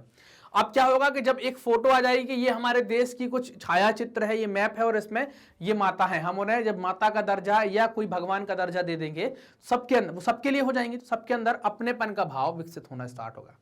तो भारत की जो पहली फेमस भारत माता का चित्र है वो अविंद्रनाथ टैगोर के द्वारा बनाया गया था। ये बहुत फेमस था, बाद में इसमें बदलाव भी हुए। इस फोटो के अंदर आप देखिए अविंद्रनाथ टैगोर ने भारत माता को कैसे दिखाया? भारत सन्यासियों का देश रहा है तो भारत माता को भी सन्यासी जैसा बताया गया। उनके एक हाथ में कपड़ा, एक हाथ में आप देखें माला, एक में खाने की कुछ चीजें और एक में ग्रंथ बताए गए हैं, और एकदम शांत स्वभाव सा बताया गया चूंकि भारत सन्यासियों जैसा देश था। तो ऐसा ये बताया गया। आगे जाकर चूंकि हमें लड़ना झगड़ना था अंग्रेजों के साथ तो इस फोटो में कई सारे बदलाव हुए। हाथी और घोड़े जैसी और शेर जैसी बातें भी इसमें रखी गई ताकि शक्ति का प्रतीक, माता को त्रिशूल भी पकड़ा दिया कि माता को कोई नुकसान करेगा तो हम त्रिशूल से भी मार देंगे। ठीक, ये कैसे विकसित किया जाता है? जैसे आप देखो आपके अंदर अपनेपन की भावना कैसे आएगी? क्रांति पिक्चर आपने देखी हो तो उस पर आप देखना कि कैसे भारत माता को जंजीरों में बांध के रखते थे अंग्रेज। तो हमको लग रहा था ना कि फोटो को बांध के रखा है, लेकिन हम लोगों को क्या लगता है कि हमारे देश को गुलामी में रखा गया है। तो ऐसी सब चीजें करके, प्रतीक बनाकर, फोटो बनाकर हमारे और आपके बीच में अपनेपन का भाव डेवलप हो पाता है। तो अब राष्ट्रवाद के विचार को मजबूती कैसे दी जाए? तो ऐसे ही दी जाती है। पिक्चरें, चूंकि आज का जमाना है, पिक्चरें दिखाकर। उस जमाने में क्या था? लोक कथाएं, अलग अलग जगह पर जो भाट और चारण लोग गाना गाया करते थे, उन गानों के माध्यम से आपके अंदर की भावना को और विकसित किया जाता था। रविन्द्रनाथ टैगोर ने तो ये क्या किया, बंगाल के अंदर इस आंदोलन को खुद लीड किया, खुद नेतृत्व किया, और जगह जगह गए, लोक कथा, लोकगीत और मिथकों को इकट्ठा करके, ताकि हम अगली पीढ़ी को ये बातें सुना सकें। अब इसके लिए क्या हुआ, आप देखेंगे यहां पर कि ऐसे ही दक्षिण भारत में भी कुछ चल रहा था। तो दक्षिण भारत की कहानियों को उत्तर भारत में बताने के लिए नटेशा शास्त्री ने क्या किया, the folklores of southern India, एक तमिल की जो लोक कथाएं हैं उनके 4 वॉल्यूम निकाले और पब्लिश कर दिए, ताकि आप भी, जो हमारा भाषा का गैप है वो भी ठीक हो जाए कि वहां पर भी कुछ ऐसी कथाएं चलती हैं जो आप यहां पर भी पढ़ें। और एक तिरंगा झंडा जिसमें आप लाल, पीला और हरा ये रंग देखेंगे, जिसमें लगभग सभी धर्मों के प्रतीक आ जाएंगे। तो लोग क्या होंगे, इस झंडे को भी देखकर जुड़ेंगे। हम जब आंदोलन निकालते थे या संघर्ष में रैली में जाते थे तो झंडों को हाथ में थाम कर चला करते थे। और ब्रिटिश के जो 8 प्रांत थे, 8 प्रांतों को 8 कमल के फूल से हमने क्या किया, इसको बताया कि ये जो कमल के फूल है वो क्या है, 8 प्रांत, अलग अलग प्रांत। हिंदू और मुस्लिम में एकता करने के लिए या इनका प्रतिनिधित्व करने के लिए आधे चंद्रमा को दिखाया गया। आधा चंद्रमा आप देखते ना, ऐसा होता ना आधा चंद्रमा, तो मुस्लिम्स में भी ये आधा चंद्रमा पवित्र मानते हैं। वो आप देखते होंगे, ईद की फोटो आपने देखी होगी व्हाट्सएप पर, आधा चंद्रमा। और हमारे यहाँ शंकर जी के माथे पर भी आधा चंद्रमा रहता है। तो धर्म के तरीके से धार्मिक प्रतीक ये हो गया। तो हिंदू मुस्लिम का रिप्रेजेंटेशन या उनका प्रतिनिधित्व करने के लिए आधे चंद्रमा को भी अपनाया। गांधी जी ने भी उस अपना स्वराज्य के दौरान या असहयोग आंदोलन के दौरान एक स्वराज्य का झंडा बना लिया और इसमें एक चरखा लगा दिया गया। चरखा होता ना, ऐसा घुमाते रहते हैं, सूत काटते रहते हैं, ऐसा चरखा रहता है। तो ये चरखा उनके द्वारा बना लिया गया। चरखे को हम प्रगति का सूचक भी मानते हैं। हिस्ट्री की भी दोबारा से पुनर्व्याख्या की गई ताकि लोग पढ़ें, क्योंकि एक पाठक वर्ग है, जो पढ़ने वाला वर्ग है, वो डेवलप हो चुका था। तो पढ़ने से, जैसे हम आप कैसे, हमारे आपके अंदर कैसे राष्ट्रवाद, कैसे अपनेपन की भावना आती है, हम लोग किताबें पढ़ते हैं, तो इतिहास को दोबारा से पढ़ा गया। क्योंकि जब अंग्रेज आए तो हमें क्या बताया गया कि हम एक ऐसा देश है जो पिछड़ा है, तो पुराना इतिहास खोला गया और उसमें ये बताने की कोशिश की गई कि हम पिछड़े नहीं थे, हम आपसे ज्यादा अच्छे से थे। दुनिया में पहली बार कपड़ा जो बनाया गया वो भारतीयों ने बताया। साजो सामान का सामान जो होता है, जो आप ब्यूटी पार्लर जाते हैं, ये सब भारतीयों के द्वारा दी गई चीजें हैं। तो हमने अपनी पुरानी संस्कृति को खोजा और बताया यहाँ पर। लेकिन जब इसमें दिक्कत क्या हो रही थी कि पुरानी संस्कृति जो खोज रहे थे उसमें ज्यादातर चीजें हिंदुओं से जुड़ी थी, तो दूसरा वर्ग थोड़ा सा असहज महसूस करता था। मुस्लिम और दूसरे और जो वर्ग के लोग थे वो असहज महसूस करते थे। फिर भी सबके अंदर अपनेपन की भावना डेवलप हुई और राष्ट्रवाद का विकास हो पाया। ठीक है, अब आप ये देखिए कि ये हमने यहां तक आपके पूरे चैप्टर का रिवीजन कंप्लीट कर दिया। अब चैप्टर का रिवीजन हो गया, तो अब ये वन शॉट हम इसलिए लाए हैं ताकि आपने जो वीडियो देखे हैं वो भी, और कभी चलते फिरते आपको लगता है तो आप जल्दी से इसको देख लेंगे, तो आपका एक बार में पूरे चैप्टर का रिवीजन हो जाएगा। ऐसे ही वीडियो पाने के लिए आप हमारे चैनल को सब्सक्राइब करें।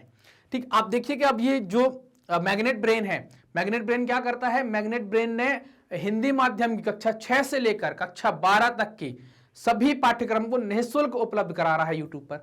तो आपको हमारे पाठ्यक्रम या हमारी वीडियो सीरीज को प्राप्त करने के लिए क्या करना है, हमारे चैनल को सब्सक्राइब करना है, सेशंस को लाइक करना है और इनको अपने दोस्तों के साथ शेयर करना है। और कमेंट कर भी जरूर बताएं, कमेंट करना बिल्कुल ना भूलें, कमेंट भी आप करके बताएं, इससे हम लोगों को मोटिवेशन मिलता है। Thank you.